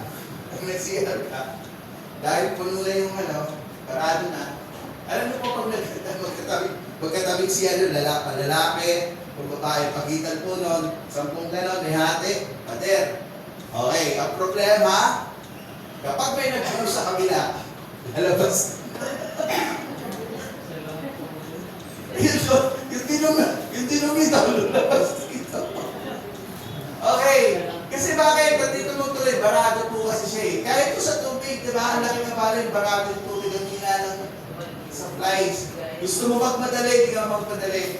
Alam nyo, sa atin, napakahalaga yung hindi tayo barado yung dumadala yung presensya ni Lord. Kaya yung pag-discipleship, hindi lang po basta-basta po yan eh. Yung gusto mag-discipleship, pero yung sarili mo, di mo naman inaalagaan. Kaya nga po, tingnan nyo, pag nagtuturo ng discipleship sa 12, ano yung una? Kailangan mo mag-ano? Ano yung gagawin mo? Kailangan mo mag-devotion. Bakit mo kailangan mag-devotion? Ano yun? Para lang masabi, devotion. Hindi, kasi kailangan mo lumakas. Kailangan mo nakakonekta kay Lord. Kailangan mo practicein yung sarili mo nakakonekta kay Lord. Ano pa? Kailangan mo mag-pray. Actually, prayer nga po. Yung original na yun, nilalagpray. Sinusulat pa po yan. Anong oras ka nag-pray? Anong oras ka nag-devotion? Okay. So, kailangan natin i-pray yung sarili natin. Ano ba ituturo sa loob ng simbahan? Kundi salita na Diyos, kundi training. Magkukwentuhan na lang tayo dito. Eh di wala tayong nagawa. Diba? Puro party na lang gagawin natin. Eh di wala tayong nagawa. Ano yung purpose ng church? Ano po ba yung purpose ng church natin? Wala, magbarkadahan lang. Hindi magbarkadahan na lang po tayo. Diba? Ang tanong, ano yung magiging bunga? Wala. O nagiging masaya tayo, magkakasama. Pero ano yung resulta? Ang hinahanapin sa atin ni Lord, mga kapatid, yung resulta, ano yung ginawa natin? Ito napakahalaga ng disciples, huwag natin hayaang mamatay. Kailangan natin i-prepare yung sarili natin. Ano? Na kapag Kristiyano ka, huwag nang patagalin na kailangan po kapang bantayan, ang tagal-tagal mo na, kailangan pang bantayan na, ito yung devotion, hindi na po, automatic po yan. Kasi gagamitin ka ni Lord. Amen. Di ba na lang na hindi ka niniwalang kasama ka doon sa gagamitin ni Lord. Kaya pag miyembro ka, gagamitin ka ni Lord eh. Ano gagawin mo sa simbahan pag miyembro ka? Di ba? Okay, may purpose sa'yo si Lord. Pag tinignan mo yung purpose ni Lord, niligtas ka niya, isinama ka niya sa body of Christ kasi meron siyang gusto gawin sa buhay mo. Matapos ka niyang iligtas, gamitin ka naman niyang tagapagligtas, tagadala ng mabuting balita sa iba. Tama po ba yung proseso ni Lord o hindi? Tama po ba yung proseso ni Lord o hindi? Kasi ang tawag po doon, wala kang buhay ng tao, pagkatapos kang iligtas, wala ka nang pakialam sa iba. Which is very hurtful. Totoo naman yun. Iligtas ka ng Panginoon, ano yung gagawin mo nung iligtas ka? Inaatasan ka ngayon ng Panginoon na iligtas mo rin naman yung iba kasi yung kaligtasan, pinaalam sa iyo ng Panginoon kung ano yung proseso. Sinikreto ba ni Lord? Ay hindi, iligtas ko lang ngayon. Tapos pagkatapos na nilaligtas, paano ako naligtas? Okay, niligtas ako ni Lord. Paano naman yung iba?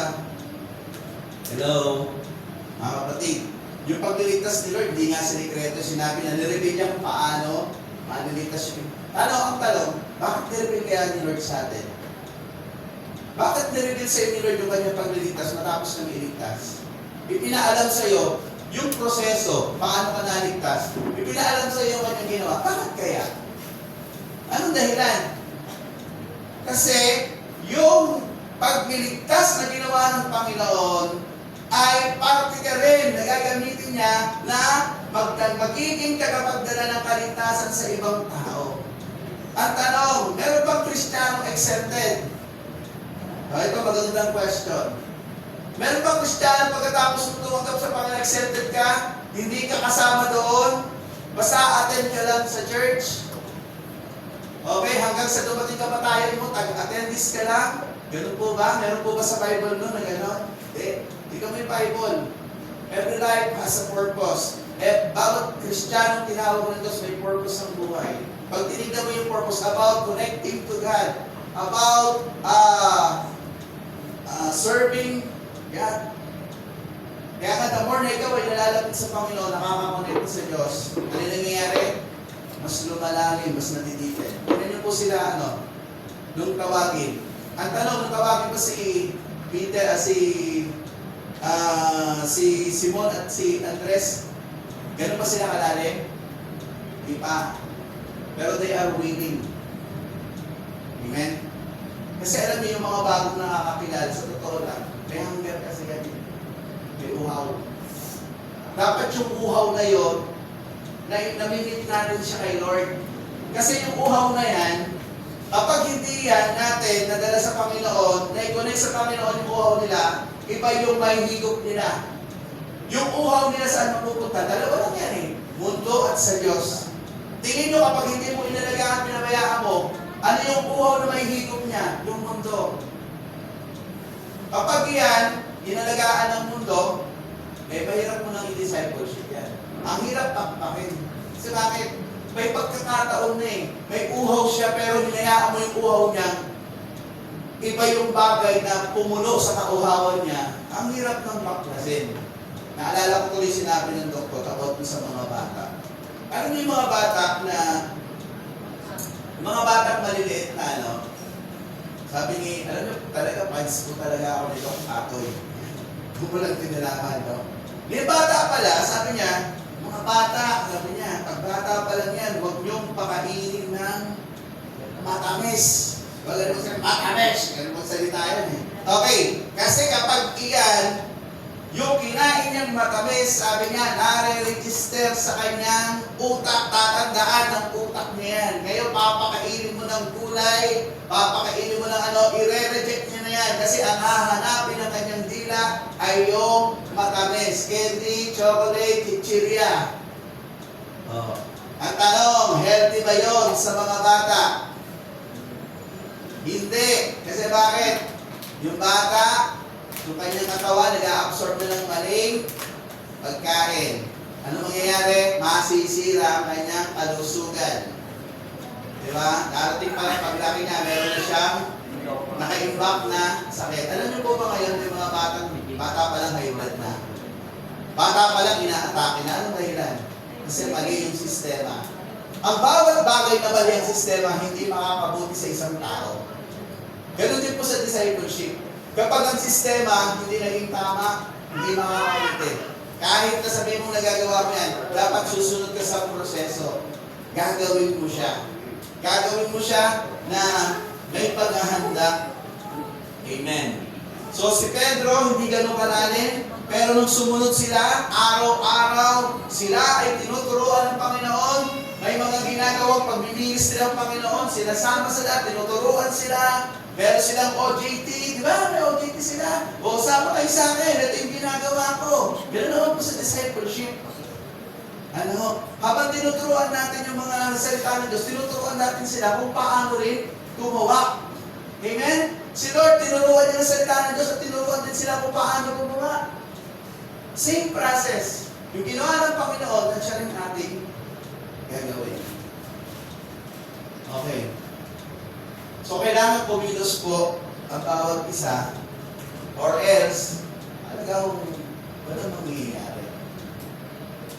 Okay. Sabi ko nga po sa inyo, ang church dapat minamahal. Yung ministry sa church, minamahal dapat. Love your own, love your church. Kasi dito ka lumaki, dito ka inalagaan. Mag-ministry ka sa church mo. Alam mo, huwag yung gagawin yung inalagaan kayo ng matagal na panahon, pinalinga kayo, tapos pupunta lang kayo sa iba. Makakalungkot po yun. Alam mo, ako po, nung mula na nakakilala ako sa Panginoon, ang dami kong opportunity lumipat. Pero hindi ko ginawa. Kasi mahal ko yung, simbahan ko. Mahal ko ang IRL. Amen. Hello. Sa IRL, hindi ka di ba? Hindi ganun kalakihin yung mga simbahan. Pero yung simbahan naman po natin, kahit hindi ganun kalakihin, aircon naman po yan. Di ba?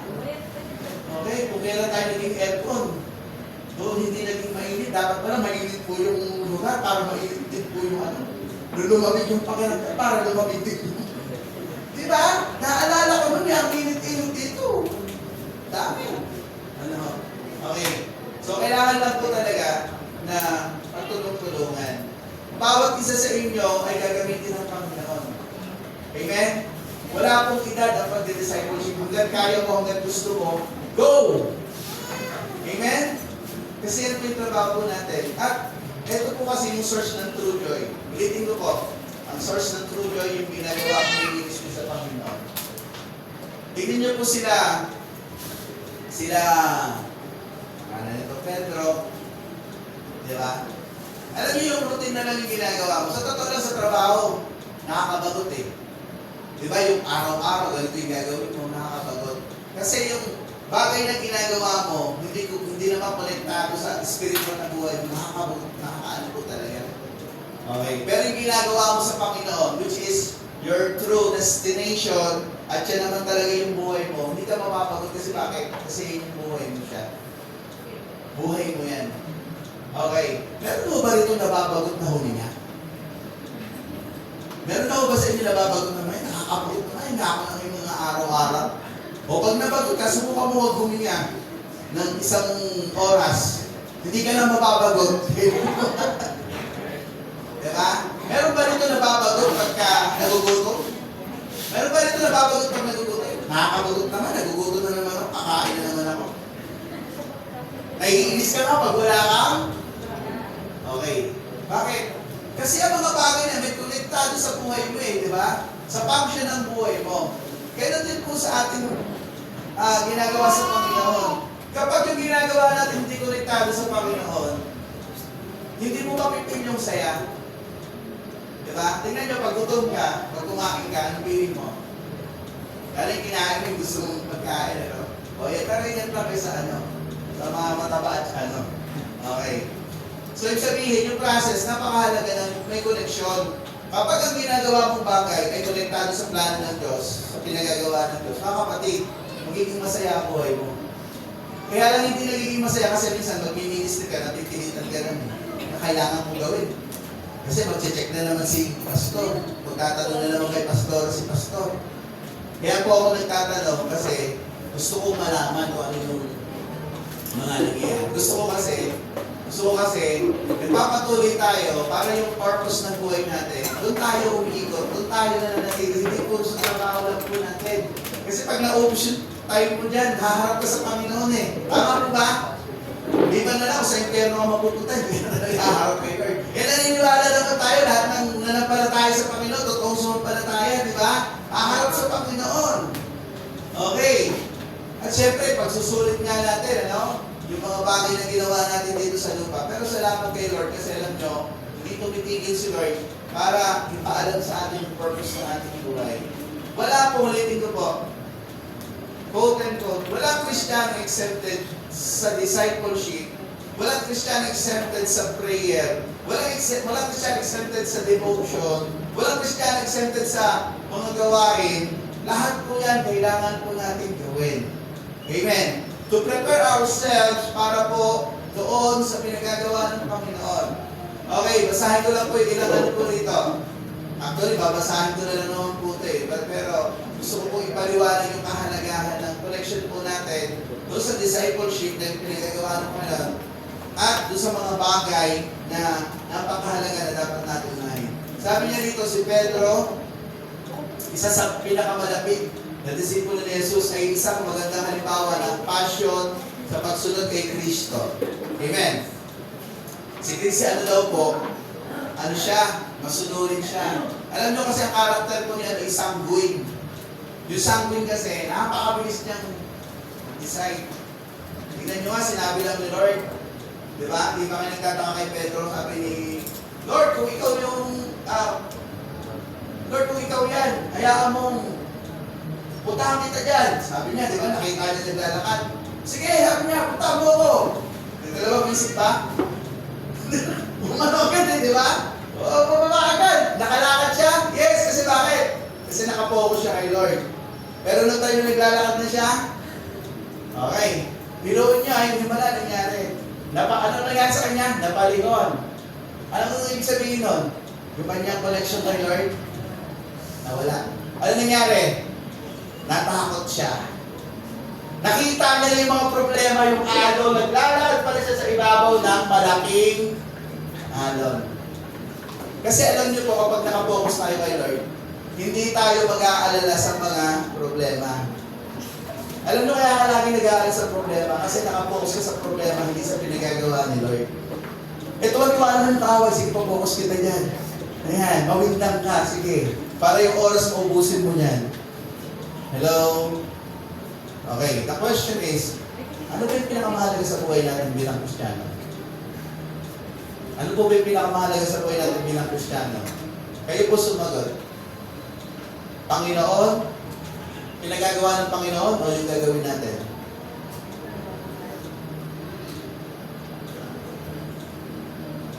Okay. Yung pinagagawa ng Panginoon o gagawin natin? Parang wala akong sumasagot. Sagot po tayo. Okay, mag-iitay ako na sagot. Bukas tayo dito. Kaya nga kape, mag-iitay ako. Okay, yung pinagagawa. Pero, ano yung madalas natin nauulat ginagawa? Yung pinagagawa ni Lord o yung gusto natin gawin? Honest answer. Di ba alam natin? Ibig sabihin sa sarili natin, aminado tayo, hindi natin siya nagagawa. Pero ang tanong, huli-huli na ba ang lahat? Hindi pa. Alam nyo kaya nagpapaalala ang church, kaya gumagawa ng mga ganitong sistema ng patungkol sa discipleship. Kasi ang Kristiyano kailangan mapunta talaga sa pinagagawa ng Panginoon. Kailangan po natin pumunta roon sa pinagagawa ng ating Panginoon. Kailangan natin gumawa. Amen?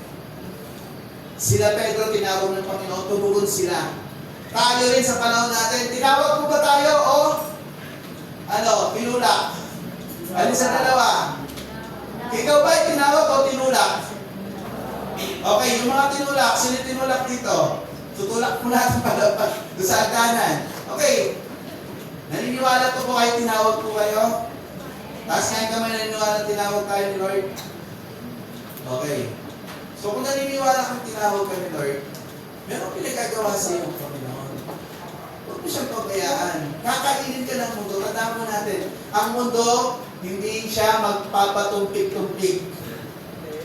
Pag binigyan mo ng pagkakataon ng mundo, ang kahawayan, sabi niya, para siyang leong, umaatong malata-aliligid na humahanap ng nasisila. So, gagawa ang kaaway na silain ka.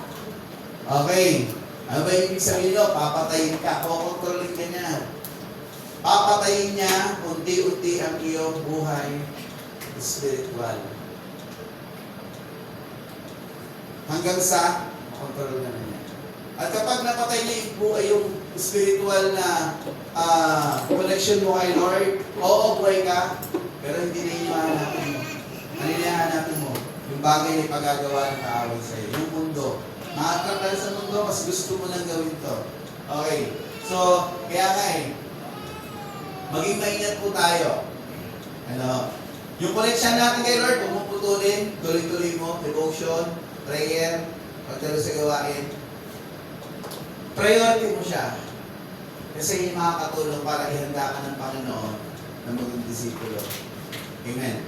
Yung ating kagustuhan, yung ating desire, kung gusto nating magamit, I ask you, personal question. Gusto niyo ba talaga gamitin kayo ni Lord? Hindi, yung totoo po. Well, di nga. Yung totoong sagot na honest answer.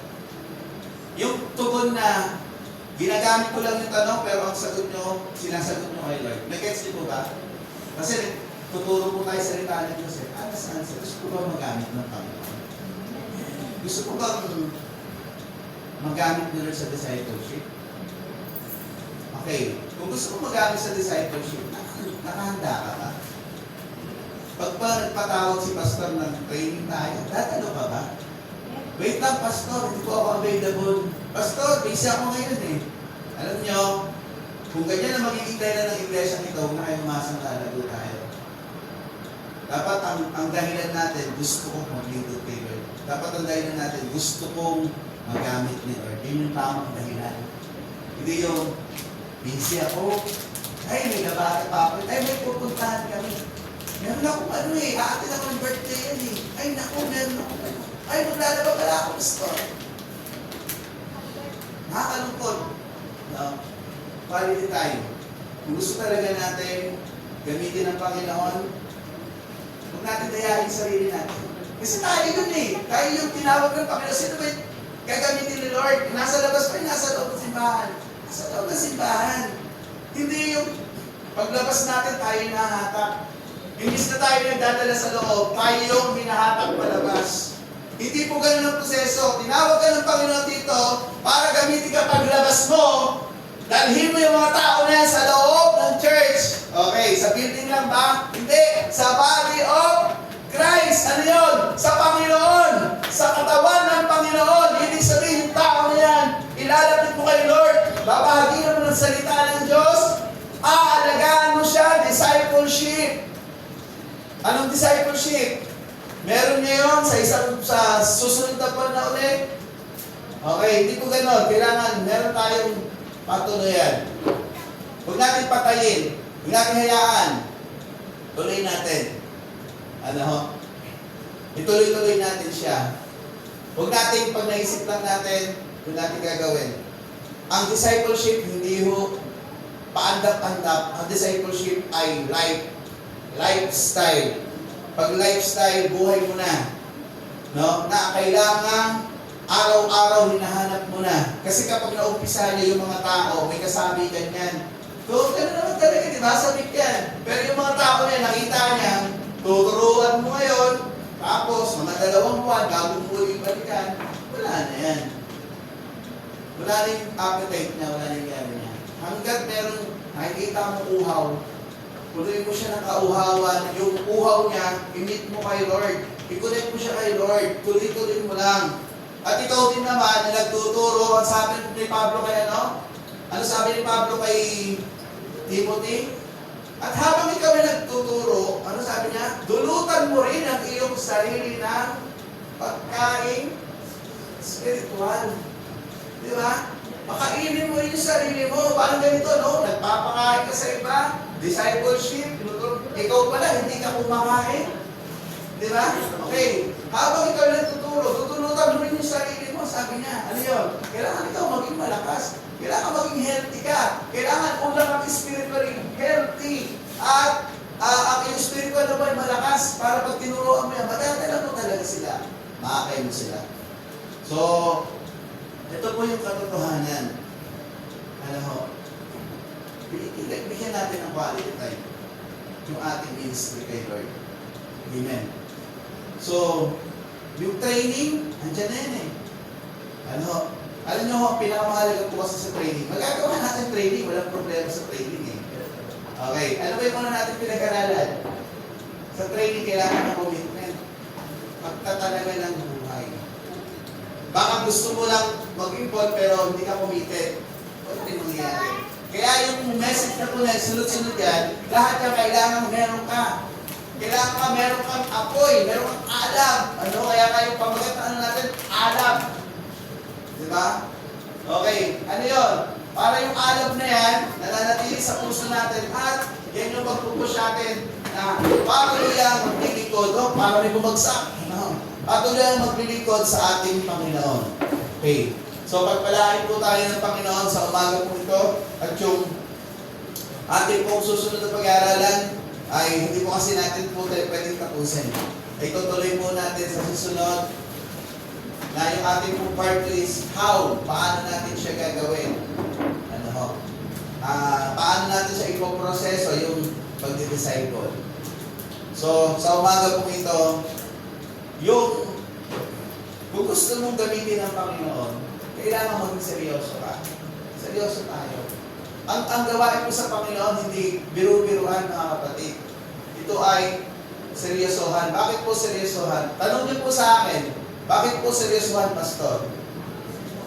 Kasi ang ginagawa po natin, alam niyo kung bakit? It's a matter of life and death. Nag-gets niyo po ba? Kaya si Lord, nag-aano ng urgency kasi yung tao, pwedeng buhay niya na nakita mo, mamaya-maya lang pwede yang patay. Di ba? Buhay siya ngayon, pero hindi ka nakatitiyak, bukas buhay pa yan. Ang buhay ko napakaikli. Kahit healthy yan, pwede yan masagasaan ko ng bison. Okay, hindi pala bison truck kasi daraan na sagasaan ng truck dito eh. Di ba? Pwede masagasaan ng truck, pwede ma-aksidente. Di ba? So, ganun po kaikli ang buhay. Tapos magsisisi ka sana, pag hindi pala, nilapit ko na kayo. Eh bakit nung may panahon ka, di mo ginagawa, kung kailang di mo na maano, doon ka na.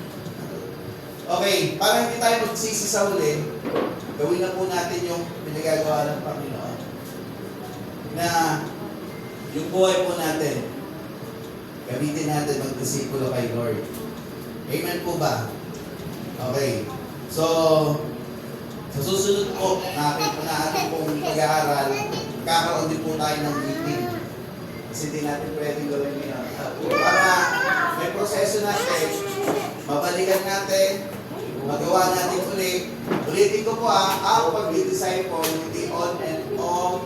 Gusto mo ngayon, ilang buwan, wala. Saka mo lang ulit buhayin, wala po mangyayari. Ang discipleship is connecting to God po yan. Na ginagamit tayo ni Lord ng mga tao, nilalapit natin sa Diyos, kinokonekta, dinadala natin sa kaharian ng Diyos. Kaya katawag po sa atin bahagi tayo sa pagpapalawak sa kaharian ng Diyos. Ano ba yun? Pinapalawak lang natin yung building ni Lord? Hindi. Ang kaharian na tinutukoy po is yung paghahari ng Diyos sa buhay, sa puso ng bawat tao. So gagamitin ka ni Lord. Sino ka man? Ano may pagkatao? Itong mga bata na to, ilang taon na ba kayo? Kaya kayo na tayo ng matamis ha? Pag-alita kayo ni brother ay bilang katoy. Ilang taon na ba ito mga to? Then, di ba may mga 13 na tayo? O yung mga 13, isama na natin sa training na natin yan. Training natin lahat. Ano po, sinalay na rin, kasama po sa training yan. O, sinalay na rin, malakas pa eh. Gusto pa lang sumama ni nanay sa mission eh, kaso nga lang siyempre ano. Pero pwede siya mag-discipleship dun sa kanila. Di ba, Nay? Oh, okay. So, walang edad. Kung gusto, pwede, hanggat may lakas, gawin po natin. Ito yung buhay ng church. Bago po ako mag-end, ang discipleship ay buhay ng church. Ito yung paraan ng pagpapalago ng church. Yung gusto natin tumami, yung gusto nyo mapulo yung mga, ano yan, baka po may mga nakatira na po niyang kaluluwa, paalisin po natin. O baka may nagre-residence na dyan, nagtagal na po ano po yan, nakapo po. Okay, so puluin po natin yan ng tao, ano? Dalhin natin yung mga tao, kapitbahay, sila yung mga dadalhin natin? Kapamilya? Diba? Yung mga pamilya natin, dadalhin natin yan. Pero ibang tao po mag-remain dyan, hindi kayo. Kasi hindi kayo magiging effective sa pamilya nyo. Ibang tao. Kapitbahay? Sino pa? Kaibigan? Kaklase? Ka-office mate? Kachismisan? Pwede na rin po, no? Marami kayong mga kaibigan kachikahan eh. Okay, hindi na yung buhay ng ibang tao pagchichismisan. Sino? Si Lord ang pagchichismisan nyo. Kayo yung magsimula ng chismisan kay Lord. Healthy chismis po yun. Okay, ano pa? Yung mga kakilala mga kamag-anakan. Sabihin, professional man, hindi man, sanggano man, tambay man, di ba? Professional na tao man, may pinag-aralan o wala. Lahat ng tao, ilalapit natin sa Panginoon. Kasi lahat ng tao niya nangangailangan po ng kaligtasan. Pagpalangin po tayo ng Panginoon. At kung kayo po ay nag-commit, lahat po ng gusto gamitin ng Panginoon, gusto niya talaga na maging bahagi ng ministry ng Panginoon. Gusto niya magamit siya ni Lord sa discipleship. Tumayo po yung gustong gamitin. Yung ayaw po, okay lang po nakaupo kayo. Hindi po ito pilitan. Pero the moment na kayo po ay tumayo, huwag mo kayong gagaya. Okay lang po sa akin, uupo kayo. Yung talagang hindi. Wala pong pilitan naman to kasi kayo po hindi kayo pipilitin ni Lord. Ang hinahanap ni Lord, may willingness, may heart, merong love and compassion. Kasi yung love and compassion na naramdaman natin sa Panginoon, hindi tayo karapat-dapat, pero minahal tayo ng Panginoon. Kung kayo ay tumayo, parang tayo gusto nyo magamit, matutuwa ang Panginoon. Pero sa inyong pagtayo, siguraduhin nyo lang po na kayo ay magkukumit at hindi kayo nakikaya. May pagkakataon po kayo uupo.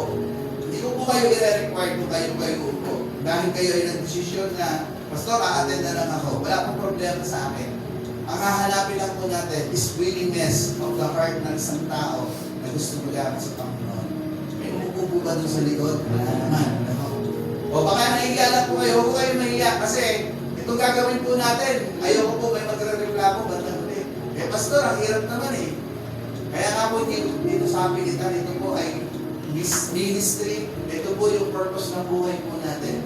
Kung lahat po tayo ay tumayo, ibig sabihin, magbibigay tayo ng ano po? Oras po kay Lord. Hindi naman ito kanina. Magbibigay tayo ng time sa ating personal na connection sa Lord. Ano po yung personal na connection? Magde-devotion tayo. Hindi na tayo, ano ba rin pastor? Kailangan may devotion na ano? Personal devotion, gawin po natin. Mas maganda po i-post nyo doon sa ano? Okay po ba tayo doon? Picture nyo lang. Devotion na rin lang kayo. Picture, hindi nyo magawa. Imposible naman yung sinulat nyo na. May mga cellphone po tayo. Kasi kailangan lang po natin monitor. Hindi naman sa ano. Kasi gusto natin nakikita na lahat, nakakatuwa po yun pag nakita po sa GC. Yung lahat nagpasa. Either sa cellphone, kung hindi mo nagawa sa ano, pwede mo i-type, isend mo dun sa ano. Kasi gusto lang po natin ma-monitor. Kasi yung gagawin natin, dapat talaga nasa proseso. At yung prayer natin, dapat po natin gawin. Amen. Willing po ba tayong lahat? Yes. Willing po ba tayong lahat na mag-commit sa gawain ng Panginoon? Yes. Willing po ba tayong magpagamit sa Panginoon? Amen. Ang hina po ng amen nyo, parang nagpipilitan lang yung amen na galing sa puso. Willing po ba tayo na mag-discipleship? Yes. Okay, kung willing po tayo po ay mananalangin sa Panginoon, hihingi po natin yung tulong ng Panginoon. Lord, sa umaga po ito, Lord, narito po kami. Inaamin po namin sa iyo. Lord, may mga pagkukulang po kami, personally, sa mga bagay na pinagagawa mo. Kami po ay lumalapit sa iyo sa umaga po ito. Kung may mga bagay man kami na pabayaan sa aming buhay, pabayaan po namin, Lord, yung ministry namin. Napabayaan namin yung gagawin po namin sa iyo. Na, Lord, ay tinuturo ng iyong salita. Sa umaga po ito, una po namin, Lord, hinihingi po sa iyo ang iyong pagpapatawad sa bawat isa po sa amin. Patawarin po kami, Lord, kung hindi po namin nagawa yung pinagagawa mo. Patawarin po kami, Panginoon, kung yung ministry na pinagagawa mo, napabayaan po namin. Patawarin po kami, Lord, kung yung ibang bagay ang nauna namin at hindi ka namin ang priority. Sa oras po nito, Lord, lahat ng aming mga pagkukulang, lahat ng aming mga maling desisyon, mga maling pag-una, Panginoon, pagpapriorities sa buhay, ay aming inaamin sa iyo at aming isinusuko ang mga pagkukulang na ito at kami ay dumadalangin. Lord, sa umaga po ito, sa mga anak mo na nagsabing gusto nilang magamit, sa mga anak mo na nagsabing gusto nilang Lord, maging bahagi ng discipleship, mag-alaga, magturo sa iba, Panginoon, dalangin ko sa puso ng bawat isa, mula sa mga pinakabata hanggang sa pinakamatanda, na naririto, Lord, ilagay mo po, Panginoon, ang love and compassion sa kanilang puso. Ilagay mo po, Lord, sa puso ng bawat isa, yung apoy, yung alab na pagnanasa, Panginoon, na kami ay makapaglingkod sa iyo sa pamamagitan ng discipleship, ng pagdidisipulo. Lord, I declare na sasangkapan mo po ng iyong kapangyarihan ang bawat isa, ang iyong mga anak. Lord, I declare, Lord, na yung uhaw sa kanilang puso ay mag-aapoy. Yung pagnanasa, Lord, ay yung papapoy. Ilalagay mo sa kanilang puso yung desire. Ilalagay mo, Lord, yung kagalakan na samantalang ginagawa yung ministry ay nadalaman ng bawat isa ang tunay na kagalakan na gagaling sa iyo. Lord, dalangin ko po, sangkapan mo po sila ng sapat na kakayahan na nagmumula po sa iyo. At magkaroon kami, Lord, ng malalim na love and compassion, Lord God, sa mga taong hindi pa naliligtas. Nasa paligid lang po namin sila. Mga kapitbahay lang po namin sila, Lord. Mga kaibigan lang po namin sila. Mga kaklase, mga kasama sa office, mga kasama sa trabaho, Lord. Dalangin ko po, ang iyo po mga anak na ito ay magamit mo po, Lord, mightily and effectively sa larangan ng discipleship, Panginoon. At yung commitment, Panginoon, araw-araw ay mas maging malalim, Panginoon, upang ang iglesia nito, Panginoon, ayon po sa iyong mga plano at naisin, ay mangyari, Panginoon, sapagkat ikaw ang nagtatagpo nito, hindi kami. Ikaw po, Lord, ang nag-umpisa rito, hindi kami. Gagamitin mo lang kami, tinawag mo lang kami upang maging bahagi ng ministeryo sa iglesia po ito. Marami pong salamat sa umaga po ito sa pagpapaalala mo po sa amin ng kahalagahan ng discipleship. Ipinabalik po namin sa lahat ng papuri paglalahati. Sa pangalan ng aming Panginoon Jesus, ito po ang aming samad panalangin. Amen! Amen! Sige po, tayo po ay dadako na po sa ating pong pag-aalaala sa hirap at sakit ng Panginoon. Ang ating pong mga elders na tinatawagan na pakidala po dito sa harap ang ating pong mga gagamitin. Nakasalamin na, lapit na.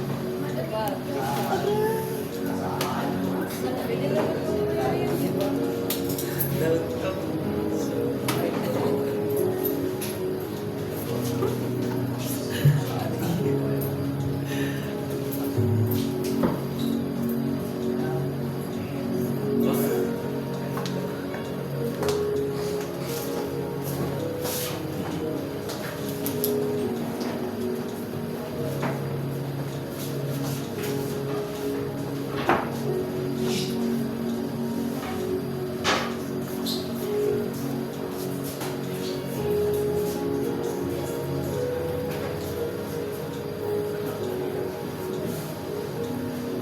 Sige po mga kapatid, sa sandali po ito, inaayahan ko po ang lahat na magsitayo para po sa ating gagawing pag-aalaala sa hirap at sakit ng Panginoon sa pamamagitan po ng ating pagpapira-piraso sa tinapay upang ibahagi sa bawat isa, kaya din naman po sa pag-inom ng inumin na sumisimbolo sa dugo ng ating Panginoong Jesus.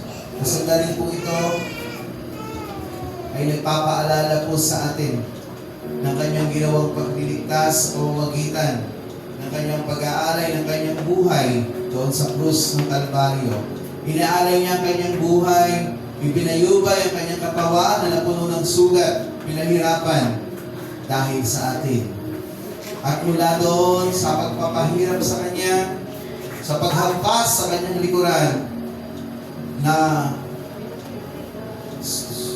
lubos na hirap ang kanyang nadama dahil ang kanyang mga laman ay napunit at dumaloy ang dugo hanggang doon sa pagpapasa niya ng krus patungo doon sa bundok ng Kalbaryo at ipako ang kanyang mga kamay at paa ay dumaloy ang saganang dugo at habang siya ay nakapakot naghihirap doon sa krus ay sinibat naman ang kanyang tagiliran.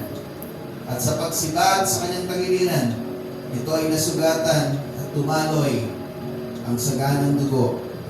Ang lahat ng dugong tumigis sa Panginoon mula sa pagpapahirap, sa paghampas sa Kanya, sa pagbubuhat ng kanyang krus, sa pagpapako sa kanyang mga kamay, sa pagsibat sa kanyang tagiliran, dahil ito sa ating mga kasalanan. Inalay niya ang kanyang buhay upang bayaran ang kasalanan ng bawat isa. At sa ating tatanggapin sa umaga nito, na inumin at tinapay, na laging ipinapaalala ng Panginoon na sa ating pagtanggap ay ating alalahanin ang kanyang hirap at sakit na ginawa. Sa ating pagkain ng tinapay at pag-inom sa salo, ay ating alalahanin ang ginawa ng Panginoon na pagliligtas. Na sa kanyang pagliligtas ay inaatasan din tayo ng Panginoon kung paano tayo naging bahagi ng kanyang katawan, bahagi ng iglesia, na ang Panginoong Jesus ang siyang ulo ng iglesia, tayo ang bahagi ng kanyang katawan. Ay gayon din naman ang ibang tao na ating mailapit. Gamitin tayong instrumento ng Diyos upang sila rin ay makatanggap ng kaligtasan. Masama sa pamilya ng Diyos, sa katawan ng ating Panginoon. Kaya sa ating pong pagtanggap, bago po natin tatanggapin, tayo po ay magkaroon ng pagninilay-nilay ng personal na panalangin. Kung nakikita po natin sa ating buhay, meron tayong mga pagkukulang, pagkukulang o meron ba mga kasalanan na nagawa, ito po yung pagkakataon na atin pong ilapit sa Diyos at ihingi ng tawad upang tayo ay linisin niyang muli at gamitin niyang muli sa kanyang hugasan. Ang tinapay na ito at inumin na ating tatanggapin ay simbolo ng kanyang katawan at dugo na naghirap, inialay, siya ay namatay at muling nabuhay upang ang ating kasalanan ay magkaroon ng kapatawaran na sa kanyang muling pagkabuhay ay pagkalooban tayo ng buhay na walang hanggan. Sa sandali pong ito mga kapatid, atin pong ipanalangin ang ating mga tatanggapin, atin pong iunat ang ating mga kamay at hilingin sa Diyos sa kanyang pagpapala. Kanya po itong pagpalain. Aming Ama, maraming salamat sa iyong pag-aalay ng iyong anak, aming Panginoong Jesus na iyong ibinigay dahil sa aming mga kasalanan. Siya ay pinahirapan, hinampas, nagkaroon ng iba't ibang sugat, iba't ibang pahirap ang ginawa sa kanya. Hanggang doon, sa siya'y ipako doon sa krus ng Kalbaryo. At doon ay nalagutan ang kanyang hininga. Tumigis ang kanyang saganang dugo dahil sa aming mga kasalanan. Maraming salamat po sa iyong ginawa, aming Diyos, na pag-aaral ng iyong anak upang ipadama ang iyong dakilang pag-ibig na ang sabi mo po, na ang sino pang sumampalataya sa Kanya ay hindi mapahamak, kundi magkaroon ng buhay na walang hanggan. Ang ginawa niyong pag-aalay ay para sa amin, upang kami ay magkaroon ng buhay na walang hanggan at maging bahagi ng Kanyang katawan. Lord, aking dalangin, pagpalain mo po ang aming tatanggapin ito. I-bless mo po, Lord. Sa aming pagtanggap, muli mo pong sariwain ang aming pananampalataya. Muli mo kaming palakasin. Muli mo pong palaguin, palalinin ang aming paglilingkod.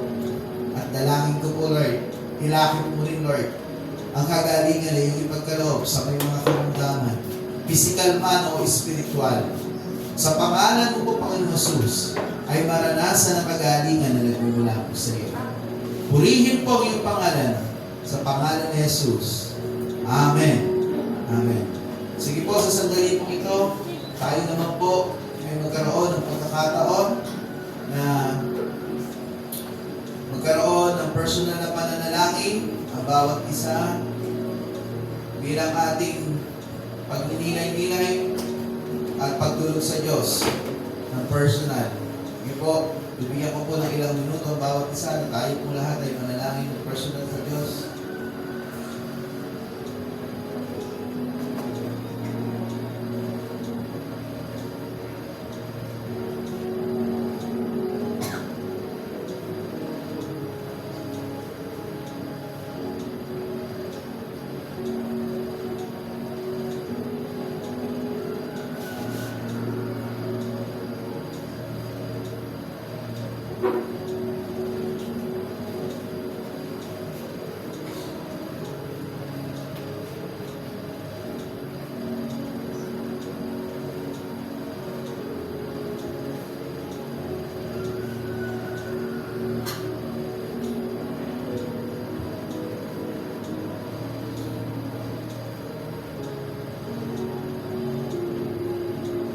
Sige po, sa sandali pong ito, ating hilingin sa ating pong mga kapatid na narito, ang ating pong mga elders na panalangin, na pangkapulunan. Hilingin po natin ito kay Nanay Leonie